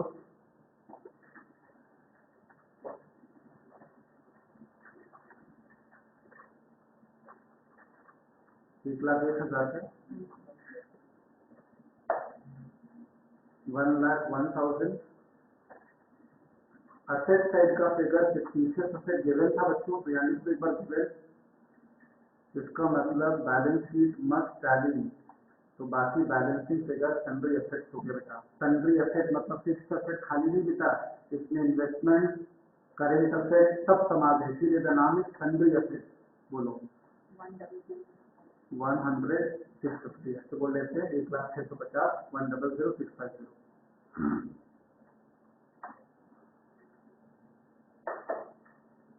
टारगेट पढ़ते रहो बेटा। हमेशा महाभारत में अर्जुन की वो स्टोरी मत भूलना, वो जो मछली की आंख वाली स्टोरी। तो आपका सम में हमेशा मछली की आंख पर नजर होनी चाहिए। क्या टारगेट है मेरा, क्या निकालना है, इंट्रिंसिक वैल्यू मेथड निकालना चाहिए। तो इंट्रिंसिक में बैलेंस शीट रेडी है बेटा, खाली बैलेंस शीट से देख के बताओ क्या क्या लोग एसेट खरीदेंगे। सन्ड्री एसेट क्या नहीं लोगे? 50 एसेट ना कभी कैपिटल इंप्लॉयड में आता था, ना कभी नफेस में आता है, ना कभी नफेस में। लायबिलिटी में क्या क्या रेस्ट करोगे? एक्सटर्नल लायबिलिटी, खाली एक्सटर्नल रेस्ट करते तुम कैपिटल इंप्लॉयड तक पहुंचोगे, पर तुम्हें कैपिटल नहीं जाना, सीधा नफेस तक जाना है। और क्या माइनस करोगे? रिजर्व कर नहीं सकते हो, एकदम सिंपल बात है। दो चीज छोड़कर सब माइनस, इक्विटी से रिजर्व नहीं कर सकते हो, तो प्रेफरेंस से माइनस कर देंगे। तो next line, calculation of value per share. अब आपका सोल्यूशन स्टार्ट हो रहा है तो टीचर को बताना पड़ेगा ना कि मैं सोल्यूशन स्टार्ट कर रहा हूँ। Under intrinsic value method, sundry asset का फिगर बोल 1,00650। मैं यहाँ लिख रहा हूँ बच्चों, आप जहाँ स्पेस है वहाँ लिखना, एकदम एक्सट्रीम राइट साइड में। Minus external liability 7500, minus 6% preference share 45,000, तो नफेस आ गया।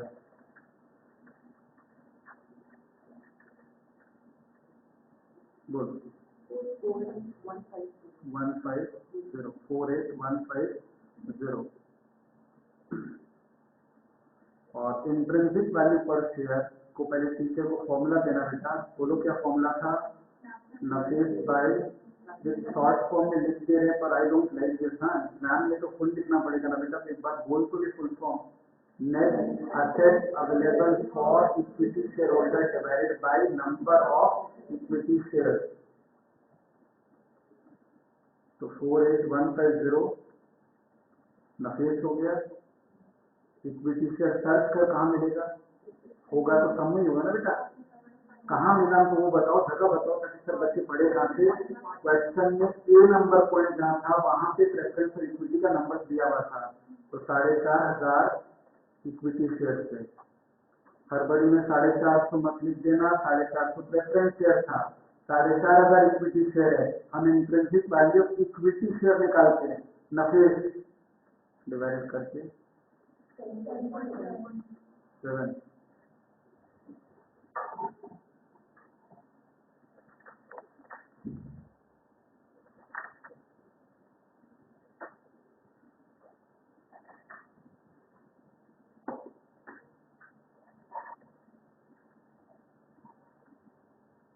ठीक है, इसका यील्ड थोड़ी देर बाद आएगा बेटा। मैं एक सम और प्रैक्टिस करूंगा इंट्रिंसिक से, थोड़ा इंट्रिंसिक प्रैक्टिस होगा, फिर हम लोग ये नहीं हर बड़ी नहीं करेंगे। अभी मान लो इसके यील्ड में कुछ नहीं करना है, भूल जाओ, इसके आज का क्वेश्चन छोड़ दो, हम इंट्रिंसिक और प्रैक्टिस करेंगे। ठीक है, क्वेश्चन नंबर 3 पर इंट्रिंसिक वाले कॉस्ट हम प्रैक्टिस करते हैं। क्वेश्चन नंबर 3 सब कुछ इतना सिंपल नहीं रहेगा, तो देखना थोड़ा और मेहनत है। क्वेश्चन नंबर 3,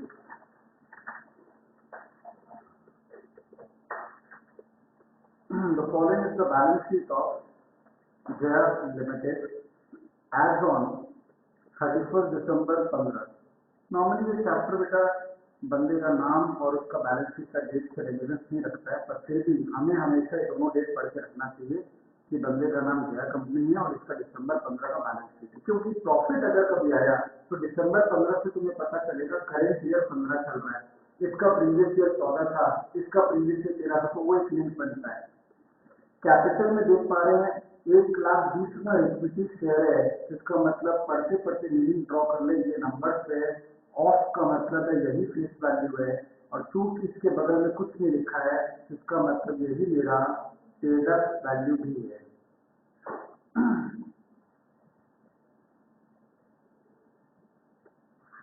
इसको बोलते हैं फेस वैल्यू पर शेयर, समझने की बात है। इसको बोलते हैं paid up value per share. तो आपका ये 1,20,000 इंटू 10 होगा, तो ये 12 लाख आएगा। ये 12 लाख को अपने समझ के बेटा टोटल पेड अप कैपिटल, जिस भी सब में टोटल लगा रहे हैं तभी वो टोटल पेड अप बन रहा है बेटा, टोटल पेड अप कैपिटल। और जिस भी सब में नहीं बोल रहे हैं मतलब वो पर शेयर है, पर शेयर।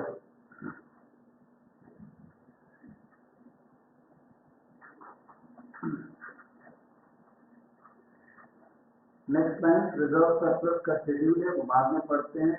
इधर में करेंट लायबिलिटी के अंदर है शॉर्ट टर्म बोरोइंग, वर्कर का सेविंग्स अकाउंट, यानी वर्कर ने हमारे यहाँ से खाता खोल कर रखा है, जैसे बैंक से खोल कर रखते हैं, अलाउड है।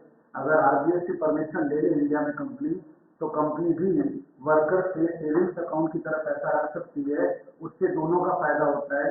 वर्कर अपना पैसा कंपनी पे रखता है तो कंपनी उसको बैंक से थोड़ा ज्यादा इंटरेस्ट देती है, और कंपनी का फायदा होता है कि कंपनी को कम रेट ऑफ इंटरेस्ट पर लोन मिल जाता है। बाजार से लेगी, बैंक से लेगी तो 15-18% रहेगा, यहाँ पे इनको 6% भी देगी तो 7% भी देगी। ये भी खुश, हम भी खुश, दोनों का फायदा। लेकिन ये करंट लायबिलिटी है, ये तो स्वाभाविक है बेटा, करंट लायबिलिटी के अंदर पड़ा हुआ है। ट्रेड पेबल्स यानी क्रेडिटर्स है, और शॉर्ट टर्म प्रोविजंस यानी पीएफटी। पीएफटी को देखकर कोई है फंडा बात नहीं बेटा, PFT simply a current liability for the purpose of this chapter, pure current liability. Non current asset में टैंजिबल फिक्स्ड असेट्स है और इनटैंजिबल एसेट्स है, इन्वेंट्री, रिसीवर्स और कैश है। तो अगर कैपिटल एम्प्लॉयड की धारणा रखनी हो तो ये सारे के सारे फिगर्स हम लोग ले सकते हैं, पर prefer the revalued figure if given in the sum, otherwise we go for book value. तो रीवैल्यूड फिगर कहाँ मिलता है बेटा? बैलेंस शीट के बाद इंफॉर्मेशन में। कभी तुमने पढ़ना ही नहीं चालू किया वो, पहले शेड्यूल्स पार करे बेटा, जंप नहीं करे। Reserve surplus, again intrinsic value method के लिए रिजर्व सरप्लस का कोई यूज नहीं है। इंट्रिंसिक वैल्यू मेथड के लिए रिजर्व सरप्लस का कोई यूज नहीं है। जैसा वन लाइनर खुद के लिए रख सकते बेटा कि आप कभी अटकोगे नहीं। इंट्रिंसिक वैल्यू मेथड में we have no use of reserve and surplus. Question number 3 कर रहे बेटा अपने, इंट्रिंसिक वैल्यू मेथड में we have no use of reserves and surplus। तो बस नाम फॉर्मेलिटी के लिए फर्दर जब यूज नहीं है तो जनरल रिजर्व है, एड प्रॉफिट एंड लॉस का क्रेडिट बैलेंस है, माइनस फिक्टिशियस है। क्यों यूज नहीं, इसका लॉजिक है, न रिजर्व प्लस करते हो न फिक्टिशियस माइनस करते। जब कुछ करते ही नहीं उसको देखा और नहीं देखा क्या फर्क पड़ता है। टेंजिबल एसेट्स में बिल्डिंग है, मशीनरी है, पर ये दोनों भी बुक वैल्यू है। अब मेरा इंफॉर्मेशन चालू होता है, जहाँ लिखा ही है कि लैंड एंड बिल्डिंग की कीमत है 1440 और प्लांट एंड मशीनरी की कीमत है 7,20,000। तो ये इसका मतलब है कि ये दोनों ही फिगर हमें शेड्यूल 2 से नहीं लिखना है, क्योंकि इसका रीवैल्यूड फिगर है। इंफॉर्मेशन मतलब रीवैल्यूड फिगर, इंफॉर्मेशन मतलब रीवैल्यूड फिगर और मार्केट वैल्यू। ऐसे लिख लो बेटा, the figures given in information, the figures given in information is revalued figure. The figures given in information is revalued figure oblique market value.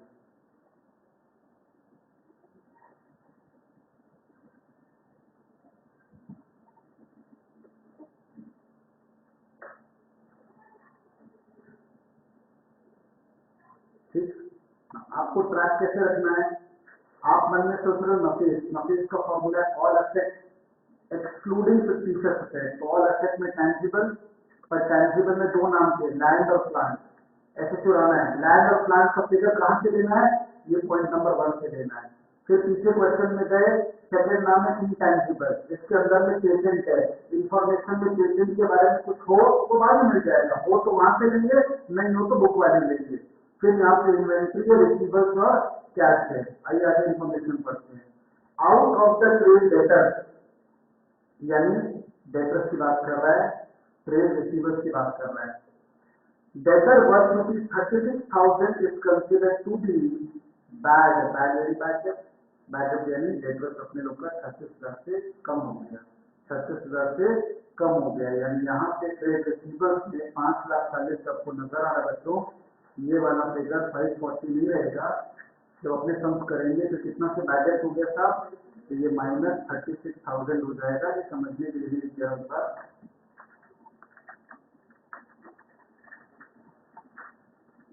Point number 2 के साथ result मत निकालना, वो अभी जरूरी नहीं है, बस माइनस हो जाएगा पॉइंट नंबर 2 के कारण। Next page, the goodwill of the company is considered worth rupees 10,80,000। इसे बोलते हैं बेटा कंप्यूटेड गुडविल। ये गुडविल सम में थाली में सजा कर आपको दे दिया जा सकती है, यानी आपको मेहनत भी करनी है इसके पीछे, सीधा जा सकती ले लो भाई। All other assets are taken at their book value, मतलब इसके आगे रिवैल्यूएशन नहीं, कहानी खत्म। तो ये गुडविल जो रख सकती है, ये नफीस निकाल सकता मैं प्लस करूंगा कि नहीं करूंगा, क्वेश्चन मार्क, करूंगा नहीं करूंगा, करूंगा, सारा असेट करेंगे सर, असेट तो असेट होता है, कहीं पर भी दिया जरूर करेंगे, क्यों नहीं करेंगे। The profit of the company is as follows, क्या इंट्रिंसिक वाले मेथड में प्रॉफिट का कोई योगदान था, समझ पढ़ेंगे 2013, 14, 15 आगे बढ़ जाएंगे।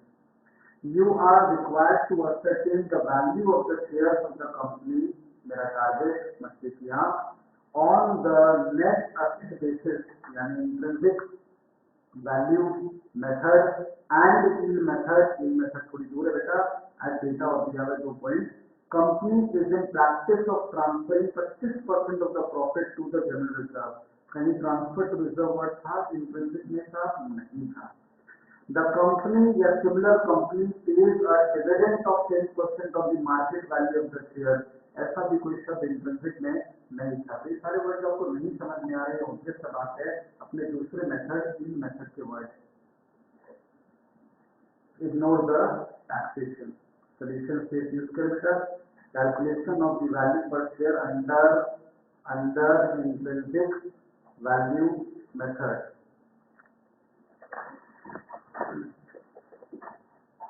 तो लैंड एंड बिल्डिंग कहाँ से फिगर चुराना है, क्या स्टाइल होगा, वो सोचने का स्टाइल होगा बेटा। आप हमेशा अपनी बैलेंस शीट पर जाओगे, वहां पे असेट साइड में अपने आप को रखोगे, सोचने का style.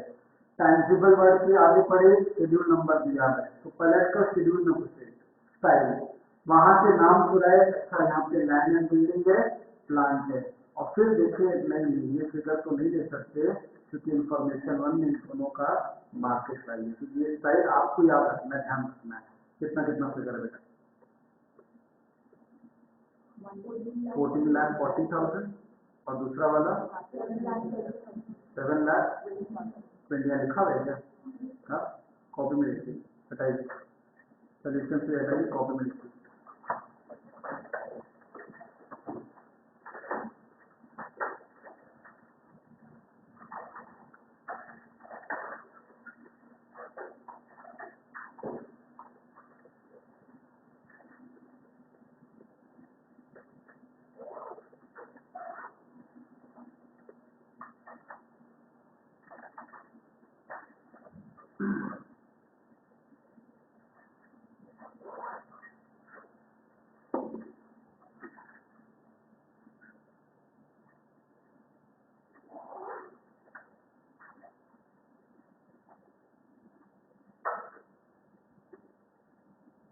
Calculation of value per share under intrinsic value method, particular और रुपीज का एक कॉलम, ये टेबल नॉर्मली एक ही रुपीज कॉलम से बनता है, कभी या 2 रुपीज दरकार पड़े तो। और कभी भी आप डाउट में हो कि रुपीज का कॉलम बच्चों एक बनाए कि 2 बनाए, बस सिंपल है, 2 बना के छोड़ दे, क्या जा रहा अपना।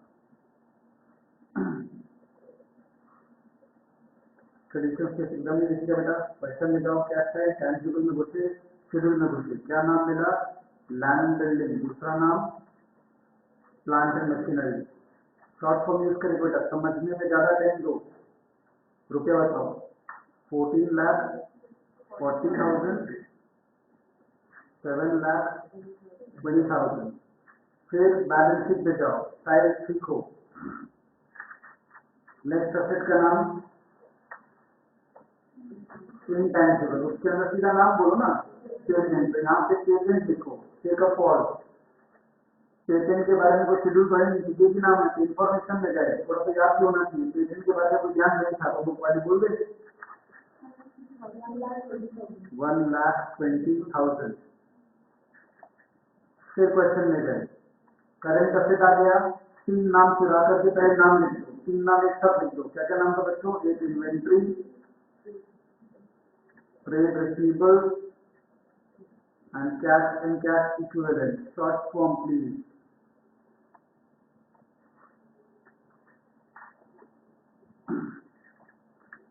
इन्वेंटरी में कोई ड्रामा नहीं था भाई, तो कितना बुक वैल्यू था, 2,40,000। ट्रेड रिसीवेबल के लिए ब्रैकेट खोल, बड़ी बेटा, ब्रैकेट में एक्सप्लेन तो करेगा ना। 540 माइनस 36,000 जब तुम लिख रहा है बेटा, इसके ऊपर एक स्मॉल रिमार्क दे दो, बैड डेट, उससे तुमको याद आ जाएगा। या फिर पॉइंट नंबर 2, जैसा कि तुम कंफर्टेबल जोन में हो। Revision is very important from this copy. तो ये 5,04,000 बना, और cash equivalent 3 lakh. Balance sheet में वापस गए, कोई और नाम बचा हुआ नहीं, अटेस्टेड समाप्त हो गया। फिर यहाँ पर एक डमी टोटल करेंगे। डमी टोटल मतलब सिर्फ एक टोटल करेंगे, क्लोज मत करिएगा।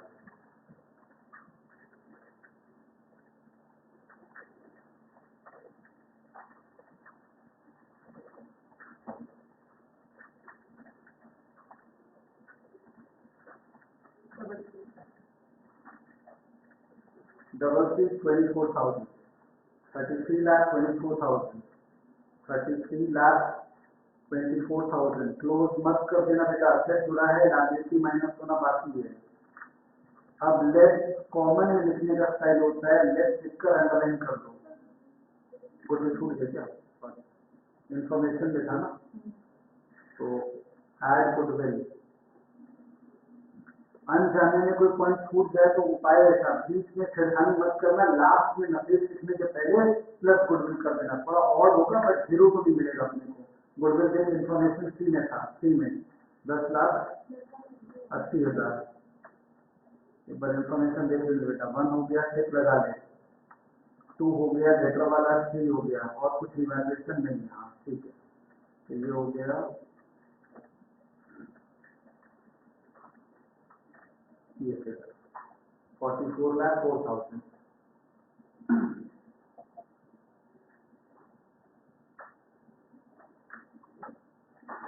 44,04,000 लेस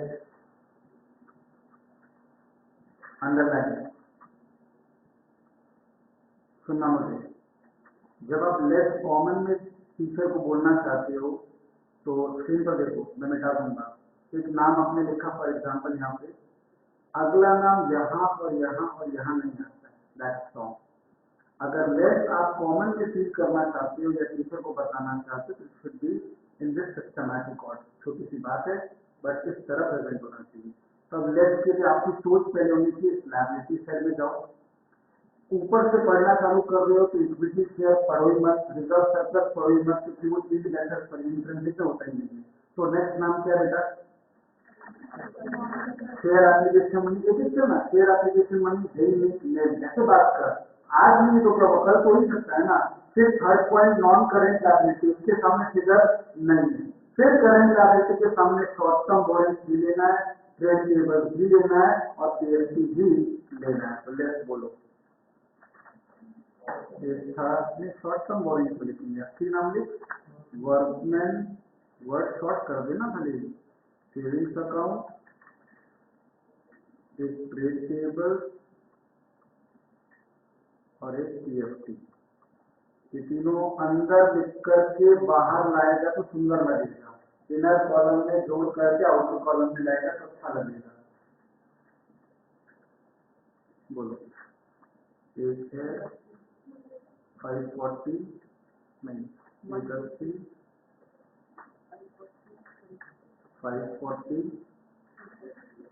360, 5,3,8,9 और 10,80,000, ये minus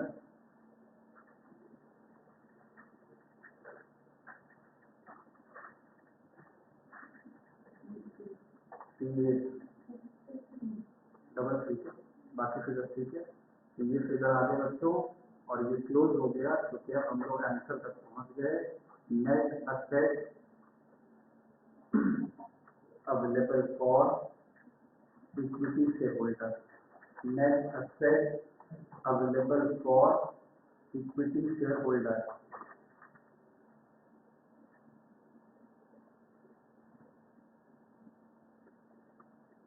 Therefore, intrinsic value per share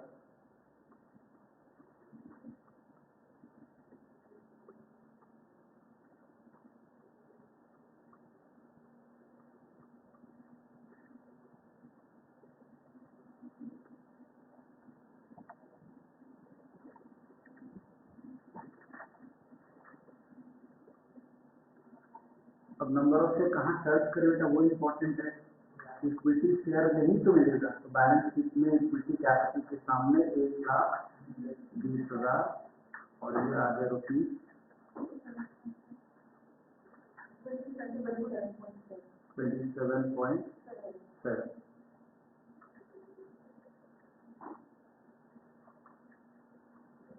उसके बाद लगभग 12-15 लाइन छोड़ना है यील्ड का आंसर के लिए, जो भी हम लोग किताब में नहीं लिखेंगे, यील्ड में सिखाया नहीं तो बेहतर होगा करीब 1 पन्ना ही छोड़ दो यील्ड मेथड के लिए, लिख कर छोड़ना, फिर वरना ध्यान नहीं रहेगा। क्वेश्चन 3 का B part yield method.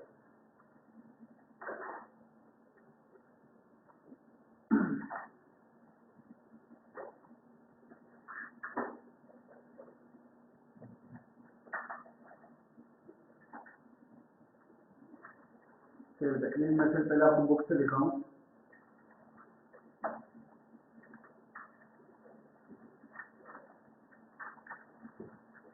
Chapter का 5th पेज, सिंगल पैरेंथेसिस लिखकर चैप्टर का 5th पेज,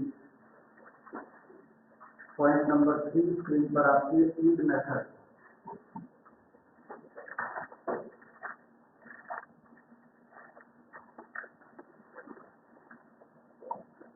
ठीक है, इसमें भी देखो, इसके पहले आप देखिएगा ना तो इंट्रिंसिक वैल्यू का भी नोट है, आप कॉपी में भी लिखा है, पर इससे भी पढ़ने से हो सकता है कि 1-2 वर्ड आपको अच्छा मिल जाए, इससे रीड जरूर करना बेटा कि यहाँ से भी इंट्रिंसिक वैल्यू है without separate valuation of goodwill, पहले अलग से और आपको फिर अलग से दिया मैंने with separate valuation of goodwill. इससे पढ़ाई करने की जरूरत है, मैंने आपको समेट कर इसमें पढ़ा दिया।